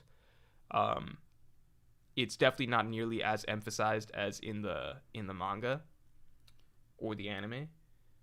It's also just like I think that they were going for more fast-paced of a finale against the Arlong pirates. So everything kind of got shortened, right? Like Luffy's interactions with Arlong were very, very tight and fast. The Usopp Chu scene, I think, to be effective, you know what's tricky is that it requires a lot of Usopp talking to himself. It requires a lot of Usopp talking to himself. I think it's the first scene, like, because that's anime stuff, right? Like, character by themselves, talking to themselves a lot, right? Or, like, internal monologuing, right? Having it anime, that's it, right? Like, you have an internal monologue, that's the big character moment. I think it's the first scene that really requires a character doing that without anyone else to bounce off of. Unless I'm forgetting something, right? So I think that's hard to do in a live action. So I think they just avoided the issue altogether. Reality is it's going to be a thing in the future, right? Like Zoro versus Mr. One, like Chopper versus Kumadori. Like it's just going to happen. Like if you've got something like Chopper and Usopp versus the Mr. 4 duo, it's great because they can communicate their thoughts and internal conflict, like what Usopp's going through, to each other. But a fight that requires a really extended internal conflict for a character, like inner monologue, I think they might have just had difficulty figuring out how to adapt that. And so Usopp versus Chu is the first big example. So one of the easier things that they can just be like, okay, let's cut it. We'll just give him a badass moment and just move on. I think they'll figure out something better in the future. I also think that at the very least, the Baroque Works saga between Little Garden and Alabasta, I think it has two really, really great moments for Usopp. So they can still come. Wakiki, thanks for the 5. Skipping Skypiea changes the timing of how long Robin is with the crew, which affects Water 7 and his lobby. Thoughts on how to make it work? I think, I agree with that, but I think small things you can do is just make Robin more involved in Jaya. I don't think skip Skypiea completely. I think just shorten it, right? You don't need the full plot. Like, we don't need to fight the priests and everything like that, right? I think just have Robin, in my opinion, just have her be more involved in Jaya to start with, like more interactions with the crew, more interactions with Luffy instead of just being off to the side. Have her have more interactions with the crew in Skypiea, because if you remember, in Skypiea itself, Robin was kind of separate from the crew for most of that arc. Like, she was kind of doing her own thing for a lot of that arc. So just keep her tighter with the crew. So it can be quality of time spent with the crew, not quantity. So if you, like, again, Nami's time spent with the crew before she left here was basically 5.5 episodes, right? So to me, it's like or really total 5 episodes, because she leaves partway through episode 6, right? So it's 5 episodes total, right? So with Robin, if you did something like 1 episode with them in Jaya, maybe 2 episodes with them in Skypiea, maybe 1 episode with them at the start of Water 7, right? And just like have her be more interactive with the crew, so we feel that growing more, then having her leave by episode 5, I think is perfectly fine. Zachary Ben, thanks for the 5. Season 3, episode 1, Jaya, 3 Skypiea, 4 Water 7. And with Usopp and Robin leaving. Yeah, I'm warming up to the idea that season 3 ends with a cliffhanger. That'd be cool. Isaac St. Charles, thanks. Morge, there's a rumor going around the community that you're a huge fan of Helmeppo's ass scene. Is it true? It was a funny scene. Khalid Sullivan, thanks to the 5. Manga Luffy has conviction, innate intuition, and faith in his crew, while also being so ridiculously stupid. This duality is why he's built different. Yeah, Luffy is a phenomenal character. Like, phenomenally conceived character in the manga. The live action will never be able to capture that because it just doesn't translate as... Like, he's just such an unrealistic character, it's hard to capture that in the live action. But they went their own route with it, and I think they produced a really, really, really great character in their own right. Khalid Sullivan, thanks for the 5. The dialogue in One Piece live action oversimplifies him to a guy that likes food a lot but likes his friends more. Weirdly caring and, to be honest, wimpy compared to the OG. I would never call this version of Luffy wimpy. Like, I don't think if you ask people who... Like, each little segment of the story ends with him being, like very confidently and, like, very, like, decisively kicking the ass of, like, whoever he, you know, like, whoever he's up against, you know? This isn't like we're watching, like, Deku or some shit who's, like, like, stuttering and stammering all the way through it. Like, once Luffy grits his teeth and gets mad in the live action, like, he's mad, you know? He'll, like, beat the shit out of Kuro. He'll, like, beat the shit out of Arlong. I think that's fine. But I do agree that it oversimplifies a lot of his thought process. And I talk about this again in my review. But so much of Luffy in the manga, it's, like, he communicates things, right? But he never actually... he rarely spells out exactly, like, some sort of philosophy or belief. He'll just make a sort of counterpoint or, like, for example, Luffy explaining, like, Arlong being like, you can't do this, you can't do this, you can't do this in the manga, right? And Luffy responds like, yeah, that's right, I can't do this, I can't do this, I can't do this, I can't do all of these things, I need all my friends, right? Then Arlong's like, why do they follow you? What can you do? And Luffy says, I can beat you, right? So what is Luffy implying right there? Luffy's implying that, like, I need my friends to support me in the ways that I can't support them, but the one thing that I will always be able to do is protect my friends when it comes down to it against somebody that is trying to hurt them, right? And that encapsulates all the ideas of the arc. That encapsulates Nami asking Luffy for his help, the way that Luffy's able to contribute, right? That's the beauty of Luffy's writing in the manga. He can be very blunt with what he says, but what he says... usually it's like an iceberg thing, right, where, like, what it actually means, the depth of what it means is actually something much deeper, right? In the live action, it was much more spelt out, a lot of his ideas, which I think can be worked on in season 2. It's just the first season, you know? They can work on Luffy's dialogue. Talant Dami says maybe Skypiea could work better as a movie. Now we're getting real ambitious. I don't know if we're getting movies and shit, man. Ninerbot, thanks for the 2. I'm so sad they cut Shushu the dog. Listen, man, they had to fucking cut Shushu. I'm okay with that. I will always support cutting Shushu, not because I dislike Shushu, but literally because I had one friend that I tried to get to watch the anime, and I fucking lost them at Shushu. All right, because the episode where it was just, like, entirely focused on this dog, they were literally like maybe it was because they were watching without, like, intent to really, like, invest themselves in it, but they were actually just, like, I was sitting there, like, almost uncomfortable. I was just like, I can tell that they're silently just like so that they silently think it's fucking ridiculous that we're getting a full episode dedicated to a dog whose owner, like, I don't know, like, I could, like, we're getting a full episode dedicated to this dog's treasure. I could read their fucking thoughts, and that was where their One Piece journey basically ended. So, fuck Shushu, all right? Shushu, I don't know how many normies have been stopped from watching One Piece any further because of the full fucking episode devoted to Shushu and the fucking store. So, again, I like Shushu personally in my reading experience, but I can 100% understand why somebody would find it just too anime to be obsessed with this, like, to, like, spend so much time on this fucking dog's backstory.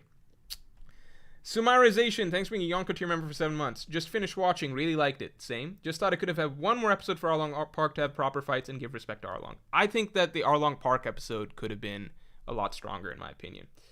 Um, I do think that the Arlong, like, it's the climax. I thought the emotion was built up well heading into that storyline, and I thought that just the climax, if it could be so much better. Like, one, I felt like the villagers showing up and being like, Nami, we just heard about the sacrifice, and we're mad, which is basically almost word for word exactly what they say. Nami, we heard about your sacrifice, we're mad. They all yell, and then they're like, yeah, you guys just chill and don't do anything. So it didn't feel like very... The villagers showing up somehow made it feel less dramatic and kind of silly and kind of undermined a lot of the emotions that had been built up so far. Then the fights happened really fucking quick. I don't know how long they took. I felt like it was pretty fast.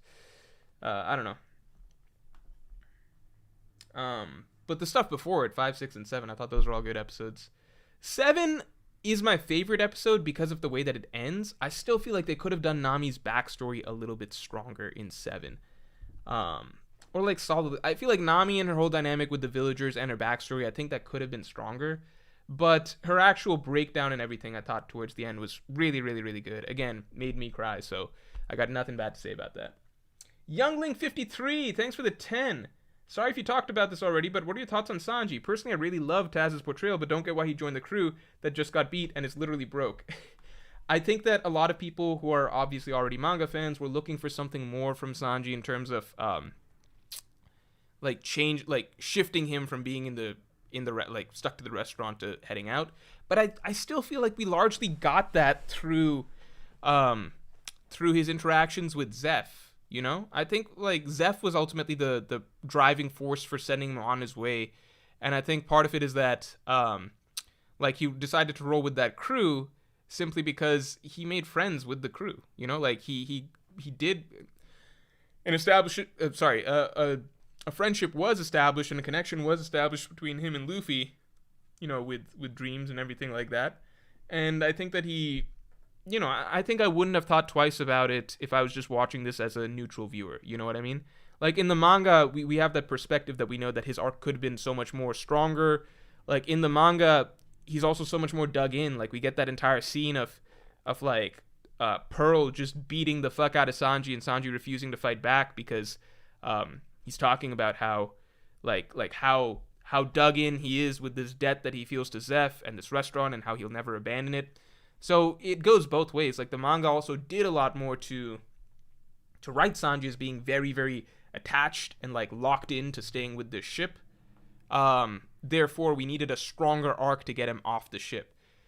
Here, I think that like it also did, like in the live action, yeah, we had a weaker arc to get him off the ship, but I also don't think it was ever quite as dug in. Like, there wasn't as much writing to suggest that he's like, you know, so deeply like, no matter what, like, even if someone's beating me to death, I'll never leave Baratier or something. Like, you get what I'm saying? Like, on both sides, it wasn't as strong, which is why I feel like it was fine. Like, it was more like, it felt more just like, yeah, this is a dude who feels like he really should stay on the ship, and he feels like a sense of debt and everything like that, but he's talking to this other kid, and he's like, learning about this crew that's going off to follow their dreams, and then his old man is like, yelling at him a lot that like, dude, like, get the fuck off of this ship, get the fuck off of this ship. And so finally he's just like, yeah, I'm going to sail with these guys. We'll see where they go, you know? And I think that's fine, ultimately. Ninerbot says, Sanji was a little boring without his perversion. Oh, come on now, fuck off. I'm done with it. You could not have, like, his perversion just would not work in this show. It just would not work without this show. I don't mean, like, actually fuck off, but I'm just like, come on. It would not work. It would just, he could not have the moments that he has in the manga or anything even close. English 1D1. Yo, Morgy Porgy. Been watching the VODs for years, but never been able to actually catch a live stream before. Congratulations.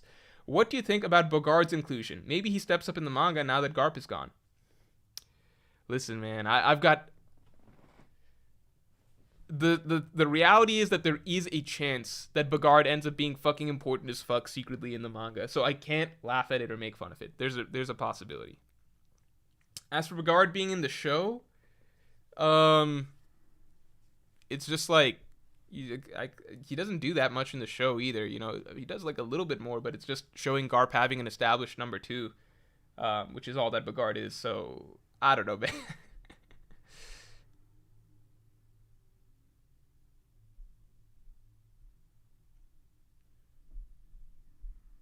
Edgardo Andres Lup, you got some like.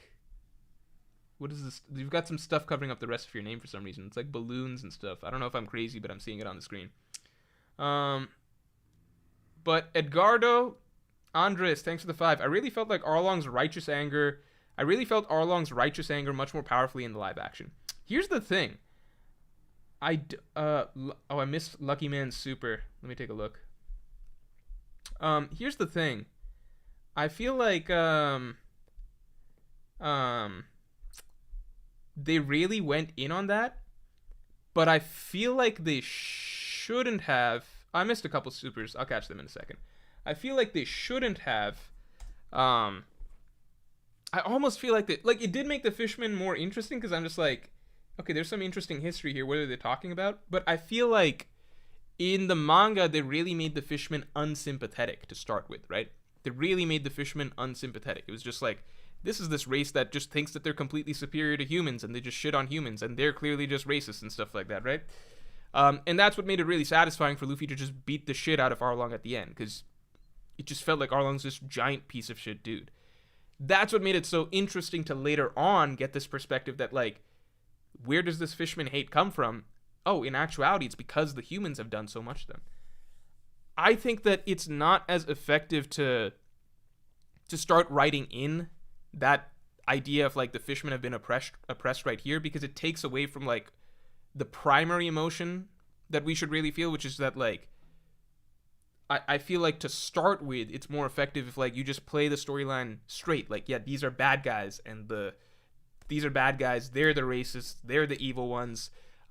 They just oppress and bully people for no reason because they think they're better, and that makes it really satisfying to see, like, Luffy just beating them up, right?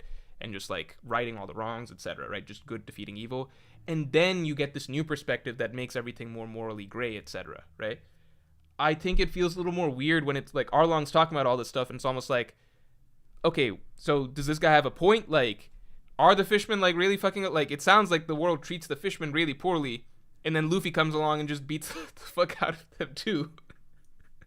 And, like, I get it, like, they did terrible stuff to the village, but it turns something morally gray before it needed to be morally gray, in my opinion, right? I think that whole Nami storyline, in my opinion, is more effective when we get it played straight of good versus evil.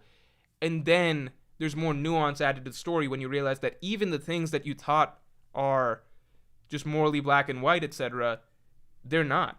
You know, I think writing that nuance in later is, in my opinion, more sophisticated storytelling because it challenges your prior beliefs. You know, it challenges what you took for granted once, and it's like, no, everything really isn't as it appears, and you need to question everything, right? So, I mean, the way Oda did it was better. I think that they kind of jumped the gun with just including that stuff because they're like, no, this is better writing to have the Fishmen, like, as morally complex, or, like, have their backstories, etc., as coming from a place of, like, righteous pain and stuff first. That's, like, better writing, but it's like, in the long run, I don't think it's better writing because it both hurts the sense of satisfaction of just, like, seeing good defeat evil, like, pure good defeat pure evil early on, and then it feels less sophisticated to just write that stuff in right away instead of actually challenging the viewer's preconceived notions later on, if that makes sense. That's just my opinion. I think Oda had it right the first time around. I think there's, like, a reason that Oda did it the way that he did it and chose to eventually make us realize that, yeah, the Fishmen are not the real problem. It was humans all along. Just because we ran into a bad batch of Fishmen, now we can even understand why that bad batch of Fishmen became the way that they were. And the true problem ultimately goes back to something else. Young Link, no, we covered this. GDN, thanks for the 5. Matt Owens tried to wank Mihawk, but Oda made him add lines about skill mattering more than strength. It's over. Mihawk fans are finished. We're not gonna get into that here. I don't think that's necessary. I think you might be overthinking certain parts of it. Lucky Man, thanks for the 10. Hey Mort, your live action analysis is so good I watched it twice. Thanks, man. I really appreciate. I really did put a lot of effort into that live action analysis. It took me a long fucking time. Again, I was explaining towards the beginning of the video. That was my least favorite part about watching the One Piece live action, that I did spend a lot of fucking time taking notes throughout it. So it did make me take a long time to also write the script for it, and I stayed up pretty late for it, and it's just yada yada yada. So I'm happy that people appreciated it. If the live action came out sooner, I can see many more people agreeing with your raid fail theory. Baratier is basically the raid fail of the live action. No, I mean, I don't think that that's the case, because it's also just like that's the reality of pretty much every One Piece arc, you know? Like, you can look at Baratier like that, but you can also look at, like, it just happens that, like, even in Arlong Park, there's always a midpoint. Arlong Park has a midpoint. It's just that the live action chose to take that and expand it and make it stretch over Baratier to make it more significant. But Arlong Park has a midpoint, Alabasta has a midpoint, and East Lobby has a midpoint. There's always like a moment, like Whole Cake Island, there's always a moment where the main characters should feel some level of just like defeat, be questioning themselves, be shaken up in some way, right? And then have to get back up from that, right? Not just getting, like, obviously Luffy gets knocked out in Wano, but again, none of it ever really seems to affect him in any way. It's kind of just like, like there's no real character writing surrounding any of it. But we're not going to go into that here, because there's just no point. Wano analysis still coming. So whatever angry comments you guys have in the chat or whatever about it, just save it. Save it for when I actually break it down in a video format. Big 3 fanboy, thanks for the 5. I don't know if I'm the only one, but Zoro Nami flashback, I didn't feel for it at all. It was way too fast, didn't have time to settle in. I liked Zoro's flashback better here. Nami's flashback, definitely better in the manga. Nami's flashback, I think, could have been better. I think just more time spent with the childhood stuff, more time spent with her connection to the village. I will always praise what they did towards the end of episode 7. With her whole scene of the breakdown. But the dramatic setup for her character background and her connection with the villagers, I think, was rushed at the end of the day. Which is crazy, because like episode 7, it's a full episode devoted to all that. So I feel like they should have been able to pull it off, you know? John678 says, Wano had 3 midpoints more. No, that...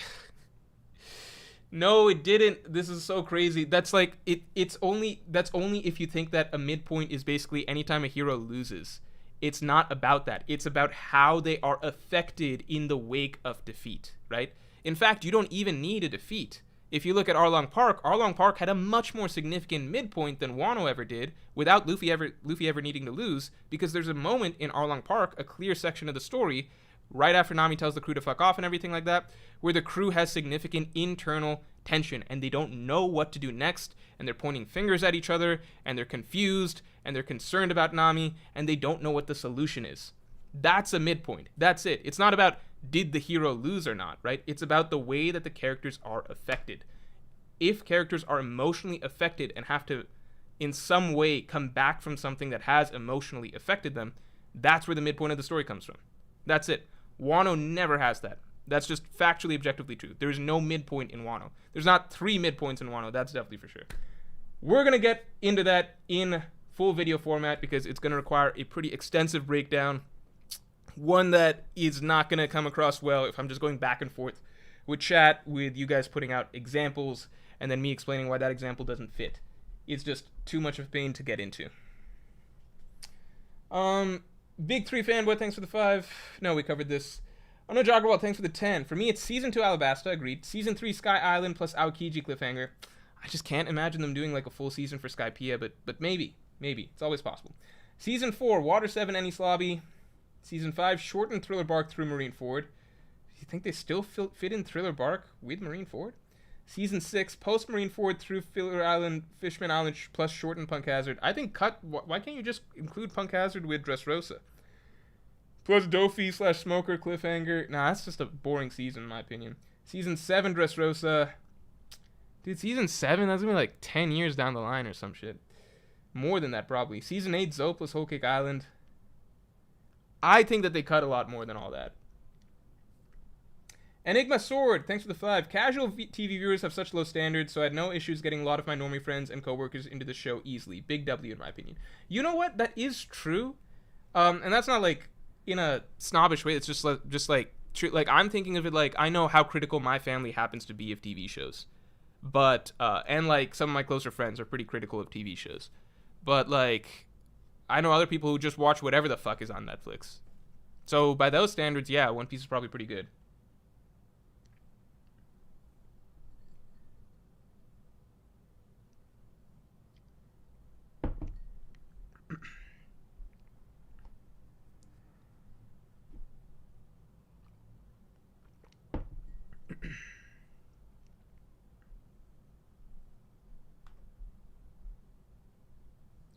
Ninerbot, thanks for the 2. Sanji was... No, we covered this.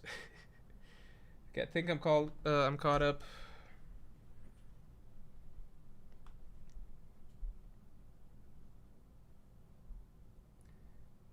Okay, I think I'm pretty much caught up. GDN, thanks for the 5. In the scene where Shanks says he could take Mihawk at half strength, I could hear Matt Owens crying behind the camera and Oda with his family hostage.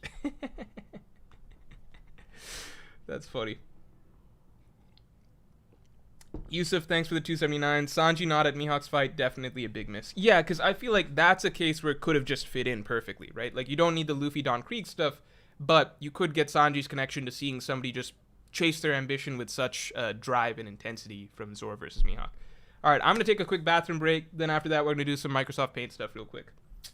I will be right back.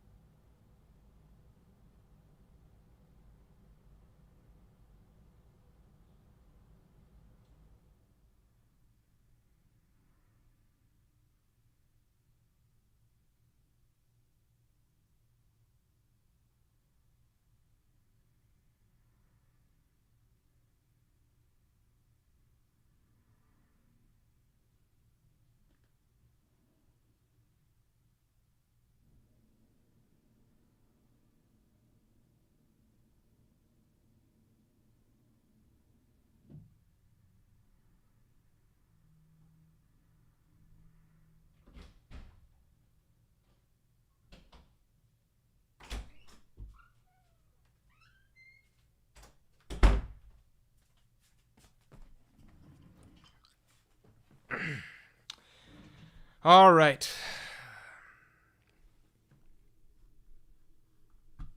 Let's see. What we're gonna do first is, yeah, let's try and guess the number of seasons. Let me see. So this is gonna be the first time on this completely refreshed computer that I'm using Microsoft Paint. Let's hope it all works.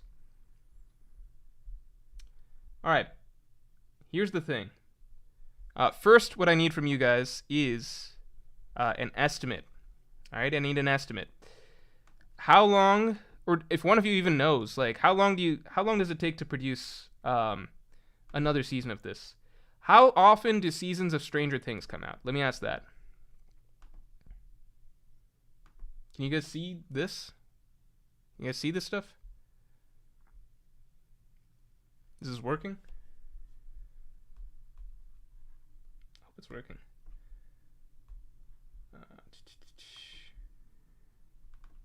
Like, what are you guys seeing? Are you guys seeing it? Hello? Is the Microsoft Paint showing up for you guys?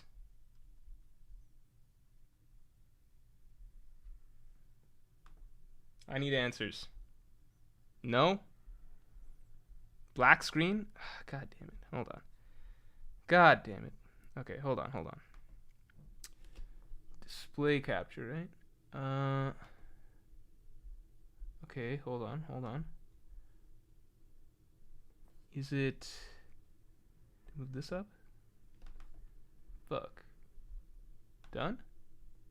Should work, right?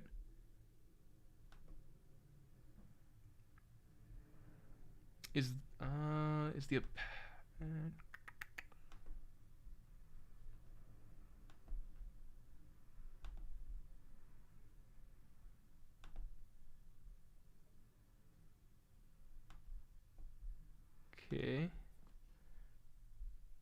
Okay. All right. Hello.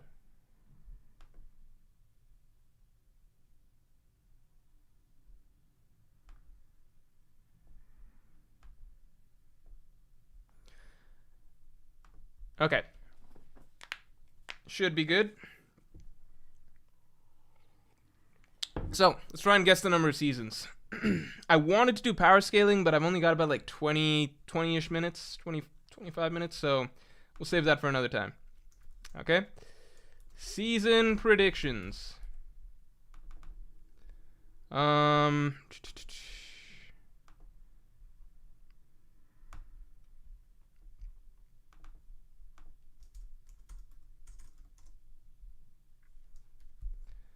Okay, here's some rules. All right, we're gonna assume assumption. So how long did you guys say you think it takes for a show to come out? For 2 to 3 years, right? 2 to 3 years. Assumption. Okay, let's say assumption. It takes 2 years for for at least for a new season to come out.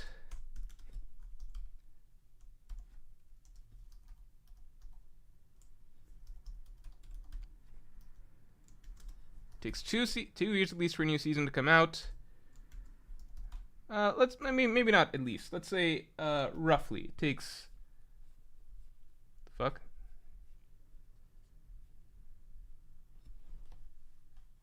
Why is my mouse not right? God damn. Oh, okay, there we go.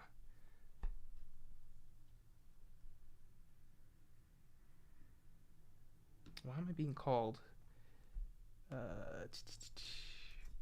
I'm being called by my friend who, I don't know if he knows, but I'm on stream right now. I wonder if he's watching.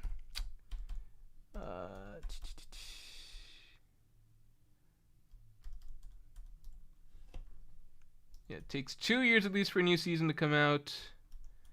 Yeah, let's say it takes 2 years, and we're gonna assume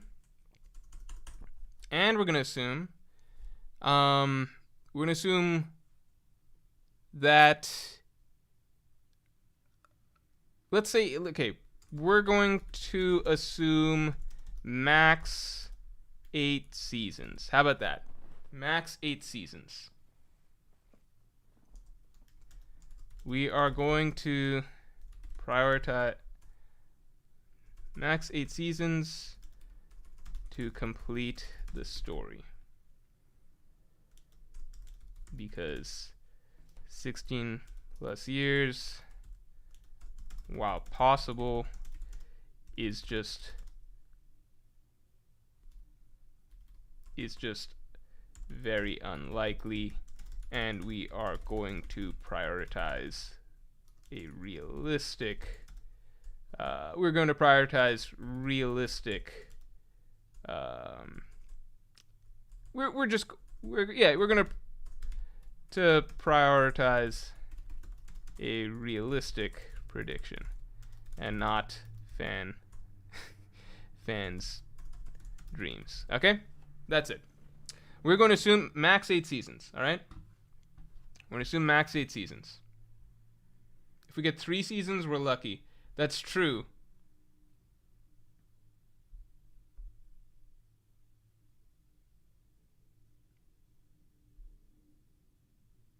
You guys don't think we get 8 seasons total? I mean, I don't either, but if we don't get 8 seasons, then there's just no way anything gets done. Aluto5 really inspired by Morge recently. Watching him drink that gasoline and talking about being the live-action Ace really hit, not gonna lie. Never give up, Morge. I could still audition for Ace. Wait, but then I get killed. Never mind. Some put Sakesh Revolpathy, thanks. Hi, Morge. Really happy with the One Piece live-action turnout. Me too. My expectations were moderate, and it surpassed them. Me too. Who's your fan cast character for Smoko, Robin, and Croco? I don't do the fan cast stuff. I'm sorry, I just don't. It's just like... I just don't. It's just like... Crocodile, it looks like we already got her. But, okay, let's say if we get a male version... I don't know. I just don't do the fan cast stuff. I'd have to really look through all the, like, fucking actors and actresses and stuff like that. And, like, I don't know. It's just, like, a lot. Wait, also, am I fucking crazy? Or are there not a lot of, like, black-haired women in Hollywood. Like, you know what I mean? Like, we had, like, obviously the iconic ones like Angelina Jolie and, no, Angelina Jolie, she's not even black-haired. Megan Fox, right? But beyond that, do we have any, like, dark-haired, like, how many dark-haired women stars are there in Hollywood? Am I fucking just, like, not remembering anything right now? Like, black-hair women, black-haired actresses that are, like, top tier. I'm talking about Nico Robin here, by the way, not Crocodile.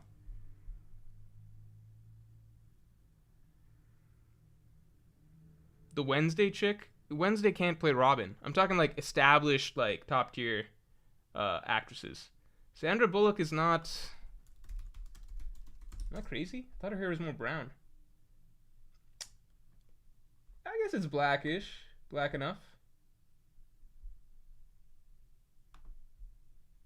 The Kardashians? No, this is what we've got for Nico Robin? The Kardashians? Jesus Christ. Ninerbot, thanks for the 5. Can we get a petition for Inaki to replace the awful dub Luffy Funimation voice? Oh, no, come on. Even though I don't like the dub voice, leave the dub voice alone. We're gonna roll with the dub voice. Okay, season predictions. All right. Angelina.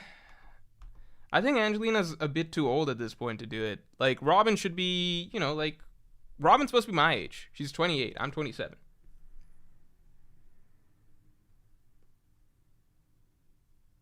Zoe Saldana, I think that's how you spell her name. No, because Robin's supposed to be technically Russian, so at least we need someone white. Okay, so season 1 covered East Blue.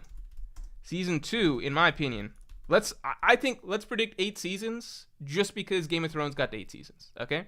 So if Game of Thrones got to 8 seasons, I think there's an off chance that this can get to 8 seasons, okay? I mean, it's very successful so far, right?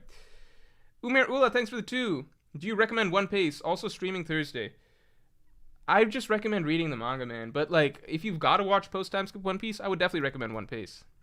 Also, am I streaming Thursday? I'm not streaming this Thursday, no.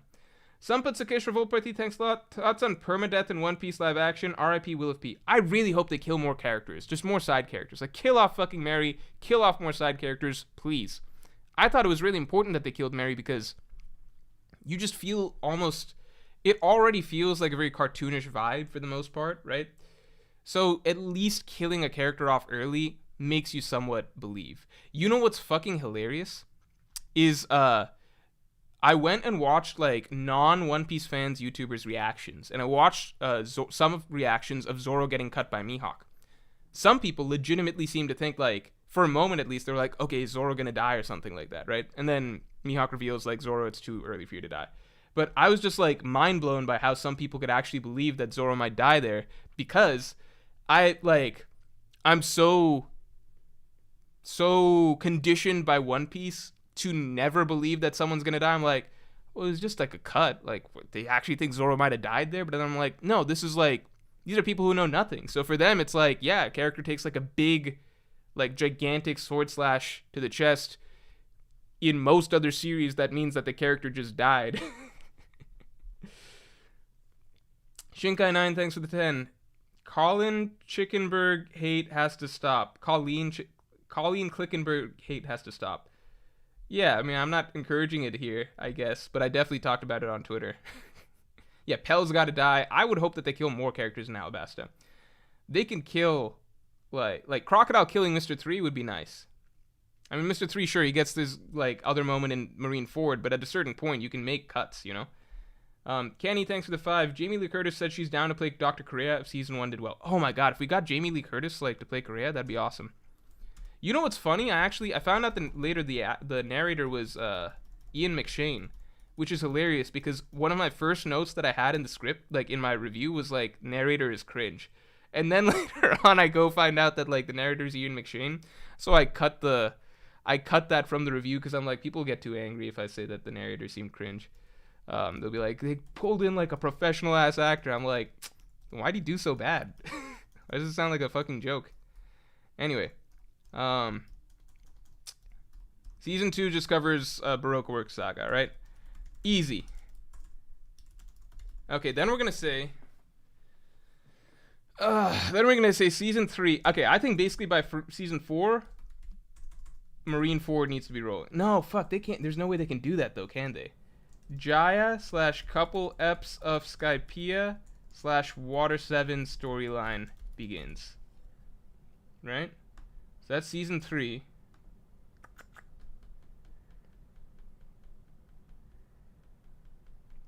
That's season 3. That's got us there. So then this is Annie's Lobby / couple eps of Thriller Bark / Saboti. And with the cliffhanger of Saboti.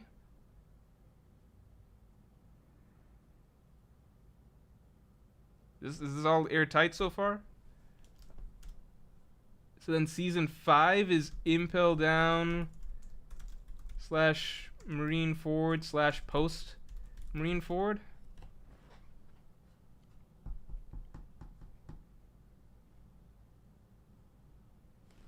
I mean, because that way you've got season 3 ending with a cliffhanger, season 4 ending with a cliffhanger. Very powerful cliffhanger, honestly. Season 5 seems a little light on content. Sure, Amazon Lily in there too. Amazon Lily.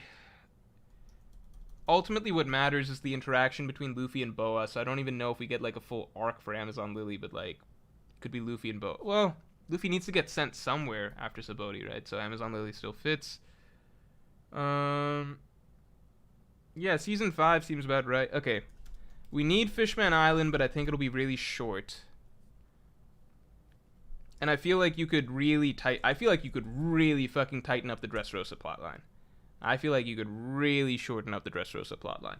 People forget this, but Dressrosa is literally 1 day long. It's just 1 day. It's only 1 fucking day long.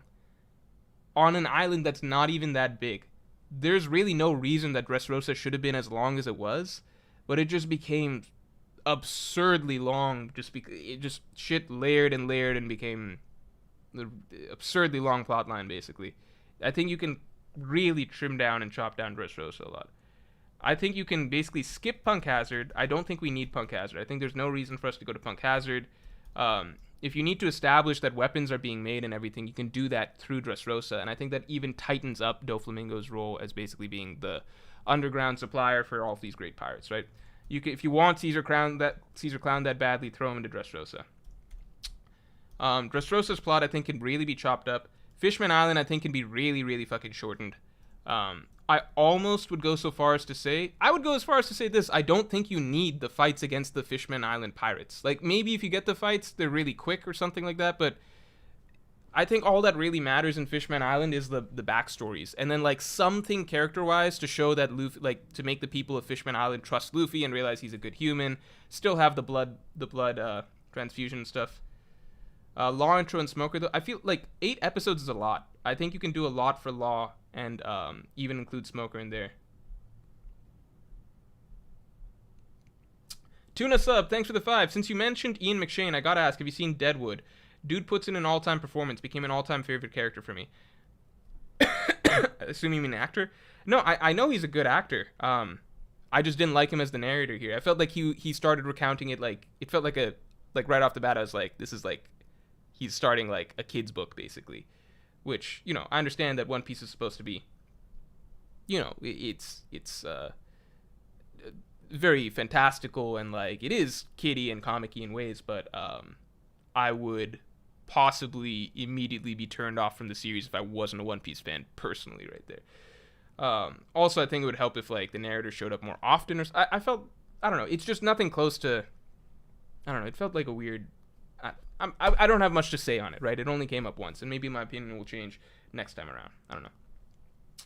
I'm just not even going to put in an episode for Punk Hazard. I just don't see why it would... Like, amongst all the things that they're cutting, I don't see why it's important.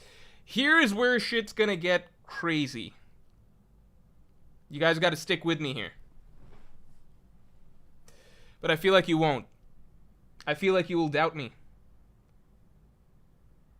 But stick with me. Because we're trying to complete the story of One Piece in 8 seasons. Alright? Wano. That's it. We skip Zoe, skip Whole Cake Island. I think that the Zoe storyline of the Minx, you could just make the Minx a location on Wano. Like, make Wano a larger island and just say part of that is occupied by Minx. Have them meet the Minx there. Now you're saying, Morge, how can you cut Whole Cake Island? How can you cut Whole Cake Island? All right? I get it. How can you cut Whole Cake Island? I think that ultimately, Whole Cake Island, in the grand scheme of the 4 Yonko saga, is a side plot, right? It serves to bring it only does 2 things. It brings Big Mom over to the Wano conflict. It only brings Big Mom over to the Wano conflict, 1, and 2, it's important for Sanji's arc, right? But Sanji's arc, it's more so to do with Germa even than Big Mom. You know? Sanji, like Germa, Pudding, I feel like if you incorporate, I think if you start the Wano storyline by having Big Mom and Kaido team up from the beginning of that, and you just need to create some story reasons to do so.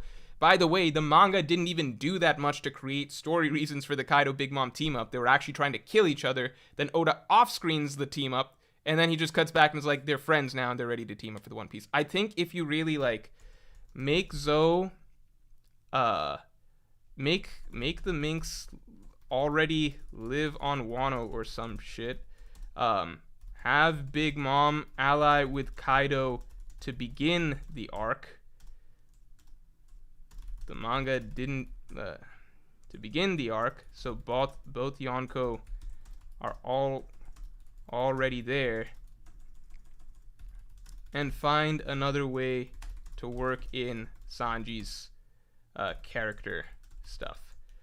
Ultimately, they could even cut Sanji's character stuff, seeing as they already did that in Baratier, so I wouldn't even count on them necessarily finding that to be super important. But I really think you got to get to Wano soon. So I think cutting Whole Cake Island is doable, because the only things that it really does is that, like, okay, if you guys are so upset, okay, yeah, you can't cut Whole Cake, okay, cool. Tell me another way that we get to the final saga in season 8 without doing this. How do we do that without cutting Whole Cake? How do we do that? Because we already set the rules here. If you want, like, if I wanted to say, oh, we're gonna assume 9 seasons, then sure, I would throw in Whole Cake and all that stuff. But we already set we set the rules here. If we want to do fantasy version, if we want to do readers fantasy, then we can do something totally different. East Blue, Baroque Works, right? Jaya / Skypiea, right? This is your guys' dream, right? Water 7 / Any Slobby. Oh, we gotta get everything, right? Thriller Bark.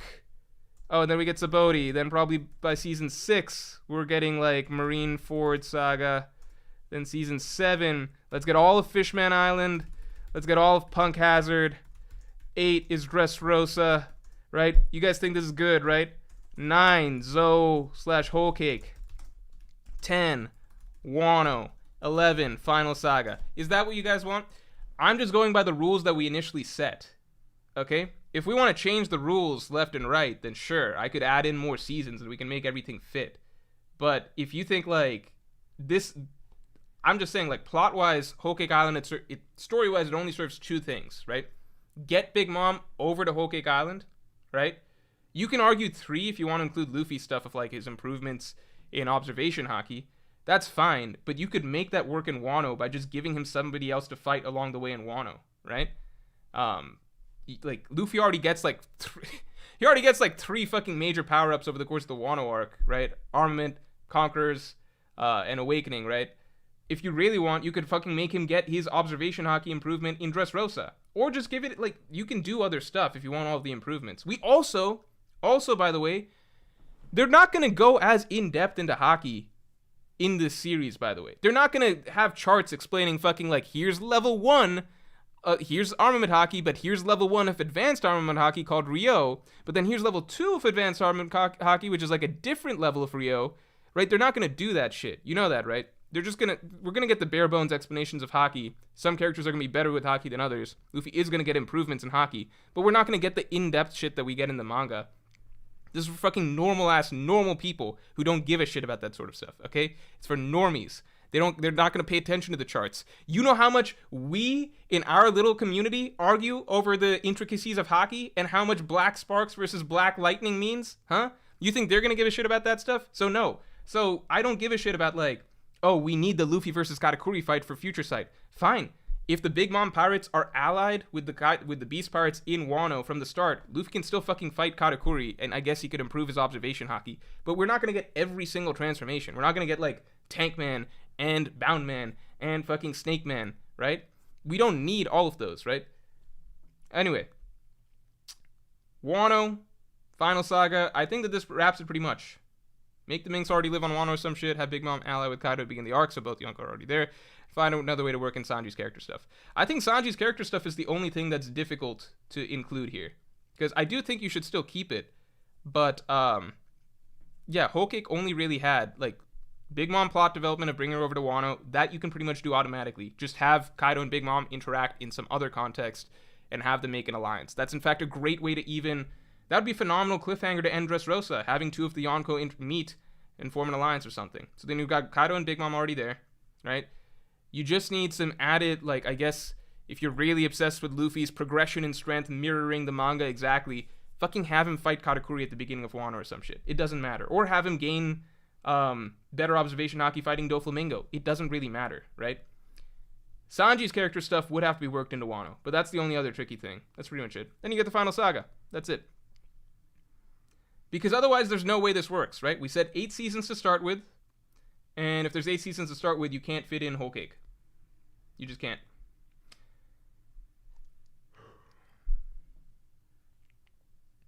Green Princess, thanks for being a member for 7 months. What if part 1 of Wano was the B-plot of Whole Cake Island? Oh, so you're saying it's ongoing at the same time? Then I think that they would need to cut... That's interesting. So you're saying we give 4 episodes for Whole Cake Island, and then Luffy comes to Wano and 4 episodes there. If they change this... In that case, they change the storyline drastically for Wano. But you know what? Maybe there's a way that they can make it work. 4 hours for 4 hours for all of Wano. I think you don't need 9 scabbards to fucking start with. There's so many things you could change about Wano to shorten it. That's true. Okay, I'll just throw this in to make people stop being upset. Alternative. This is a good call, Green Princess, by the way. Whole Cake Island plus Wano. But have Wano be the B plot of first half of this season, covering Whole Cake Island as well. I guess that vaguely makes sense. But then Whole Cake Island is also really shortened, but it could make for an overall better story if you get... So you kind of get some foundation for Wano being set up in the first half, while you have a condensed version of the Whole Cake Island conflict. Still get Luffy versus Katakuri, which would be a shame to cut. It's like a better fight than Luffy versus Doflamingo. Then the last half of the season is actually in Wano. It's a very shortened storyline. I don't know. John 678 says throw out Yamato. There are so many characters in Wano that could be thrown out. Yamato would be, of course, the first to go. Okay. Okay, we're gonna erase all this shit. This shit that you guys wanted. That I assumed you guys wanted. But still, it's my stream, so I get to dictate what you guys wanted and strawman you guys. That's just the way that it goes. I'm sorry. It's just the way that it has to go. Because everyone on the stream has a voice, of course, through chat, but ultimately, I'm the one with a mouse. So, anyway. Alright. Okay, yeah. This is, so keep in mind, this is with us basically saying, and make it very clear, right? This is if we pretend that One Piece gets as many seasons as Game of Thrones. Alright? Those are the rules with which this was made. Okay. John Gonzalez says no Hachi. Yeah. No Hachi is interesting. No Arlong seeing Zoro's scar. I'm not gonna lie. I wish that had come up. I was kind of looking forward to that, but they didn't really acknowledge that Zoro was injured during his fight with Karubi. So I mean, he kind of like held his chest at one point or whatever. But would have been nice to see that emphasized. But Matt Owens is a Sanji fan, so maybe he doesn't feel the need to emphasize that. Whereas I think a Zoro fan writer would have probably played the fuck up, played that shit the fuck up. But at the same time, I think you can never say that like Zoro looked bad this season, because in the early episodes, Zoro was even outshining Luffy. Obviously, by the end, it was clear that like Luffy can do some crazy ass shit. But yeah, I think if you're a Zoro fan, you're happy. I think if you're a Luffy fan, you're happy. I think if you're a Sanji fan, you're happy. Which I think is a really good way that they played it at the end of the day. All right.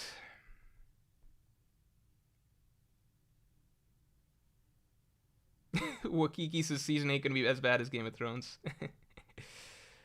All right, guys. Chicken McNuggets says, bro, I think you're tripping with 8 seasons. But the thing is, like, I agree. I think 8 seasons is like a lot. But then I'm just like, I look on Twitter and I see so many people being like, having these crazy predictions for like 7 seasons or 6 seasons just to get through Marineford. And I'm like, but then you guys know that the show's never going to end, right? Like, so I feel like we're rolling with like a more tame prediction here. If we wanted to do, like, what do you guys want to say? You want to say 5 seasons? You want to do a 5-season prediction? If we do a 5-season prediction, then it'd be something more like East Blue. I think season 2 stays the same. I think it's still Baroque Works Saga. I think in this case, okay. Let's try 5 episodes. Bonus. And then I'm going to end the stream on this. 5 episodes. Version. 5 episodes version. So I'm going to do this real bare bones. So in this case, you guys cannot cry about me cutting shit. Alright? It's just, it's going to fucking happen, right?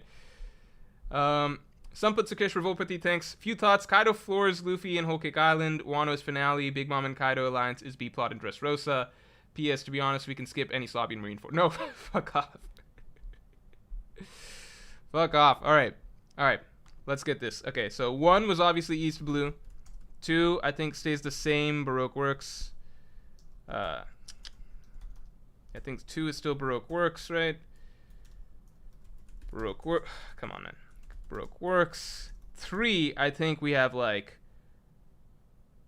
1 episode Jaya Skypiea, but then the entire rest of the season is Water 7 / any Slobby. 4, I think, is just all like Marineford Saga and fuck Thriller Bark. No, wait, we can't even. Oh my god, I already ran out of space. Oh my god, how do we do this in 5 seasons? Holy shit, how do we do this in 5 seasons? Okay, let's try again. Round 2. Baroque Works.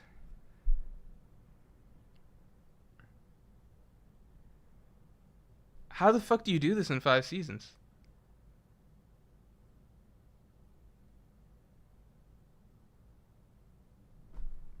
Okay, this is gonna be really bold. Hear me out. Water 7 / any Slobby / Marineford.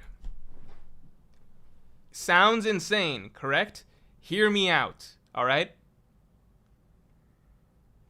It's all technically fairly connected because it's all about the Straw Hats versus the world government, right? It's all basically like, it's very connected, right? It's the Straw Hats. First they're going up against the world government to go save their friend, but you could immediately follow that up with like a literal war against the world government, because it's introducing the concept that the world government is evil. So they start by getting a minor, like, or a solid victory against the world government by the end of any Slobby. But then after that, there's like breaking news about, it would just be so rushed. No, it's just, we have to do it. We have, like, there's no other way, right? 4. Fucking skip Punk Hazard, skip Dressrosa. Just do Wano. They come right out of the fish. They come out of the You know, we'll give an episode for Fishman Island. I think that's too important to skip. Fishman Island / Wano, right? But I think because Punk Hazard, Dressrosa, Whole Cake Island, all of that stuff is technically build up to Wano, we can do... Oh, it's 5 seasons version, right? Right? You guys see what I'm saying? You see what I'm saying here? Like, you could technically just skip to the big gun of, like, the Straw Hats fighting a Yonko. Because you could have them come out of the time skip and say that they're close to Yonko level. Like, the level that Oda wrote them coming out of the time skip was completely arbitrary. He could have told us fucking anything. He could have had them come out of the time skip and been like, yeah, Luffy's currently stronger than Marco, you know? And made that believable. Because there's just nothing... Not already... Like, they would have to get to Yonko level over the course of Season 4. But, you know, you don't have to make Luffy go through Doflamingo, then Katakuri, and then Kaido, right? I mean, most of Luffy's progress was actually just against Kaido compared to his improvements against Katakuri. Anyway, look. This final saga. That's the way we do it. All right? That's the bonus 5 seasons version. Bonus version, right? This is the... If you're looking at what's the core, most important storylines of the story, it is pretty much this, right? East Blue, Baroque Works, Water 7, Enies Lobby / Marine Ford. You know what's fucking crazy, fucking genius that they could do? Cut some of the Little Garden and Drum Kingdom shit, throw Skypiea, throw a little trip to Skypiea in there before Baroque Works. That's... Who am I kidding? This is a joke. But this is if we got 5 seasons. If we got 5 seasons, this is how we're doing it. No, we could speedrun Baroque Works, right? We could say that Drum Kingdom... You could fucking throw Chopper up on a Sky Island, right? Why can't Chopper... Does it matter that much it's on Drum Kingdom? It does. Obviously it does. But I'm saying, like, if you want to rework parts of the story, Skypiea / Baroque Works.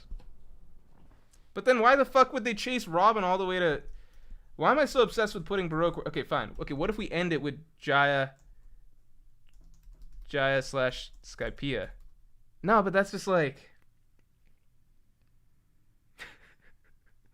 Yeah, Brook gets the fuck out of here. Brook gets cut hard. There's no space for Brook in the 5 seasons version. That's for fucking sure. I'm just gonna say Baroque Works / Skypiea. Okay. This is the...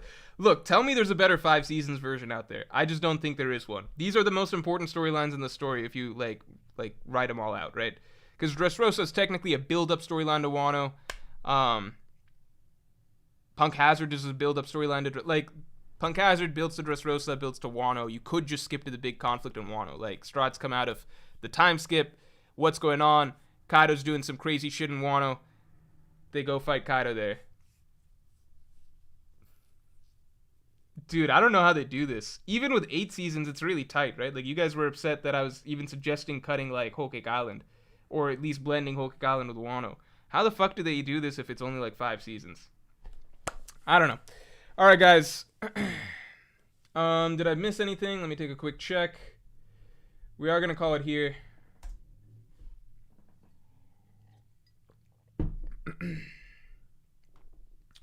John678 is the final comment I'm going to mention. Jaya first, then Skypiea, then Baroque Works, all 1 season. Oh, wait, that is basically what we're saying. Sorry if your thing came up first, but like, yeah. We could do that, right? Like, that's doable.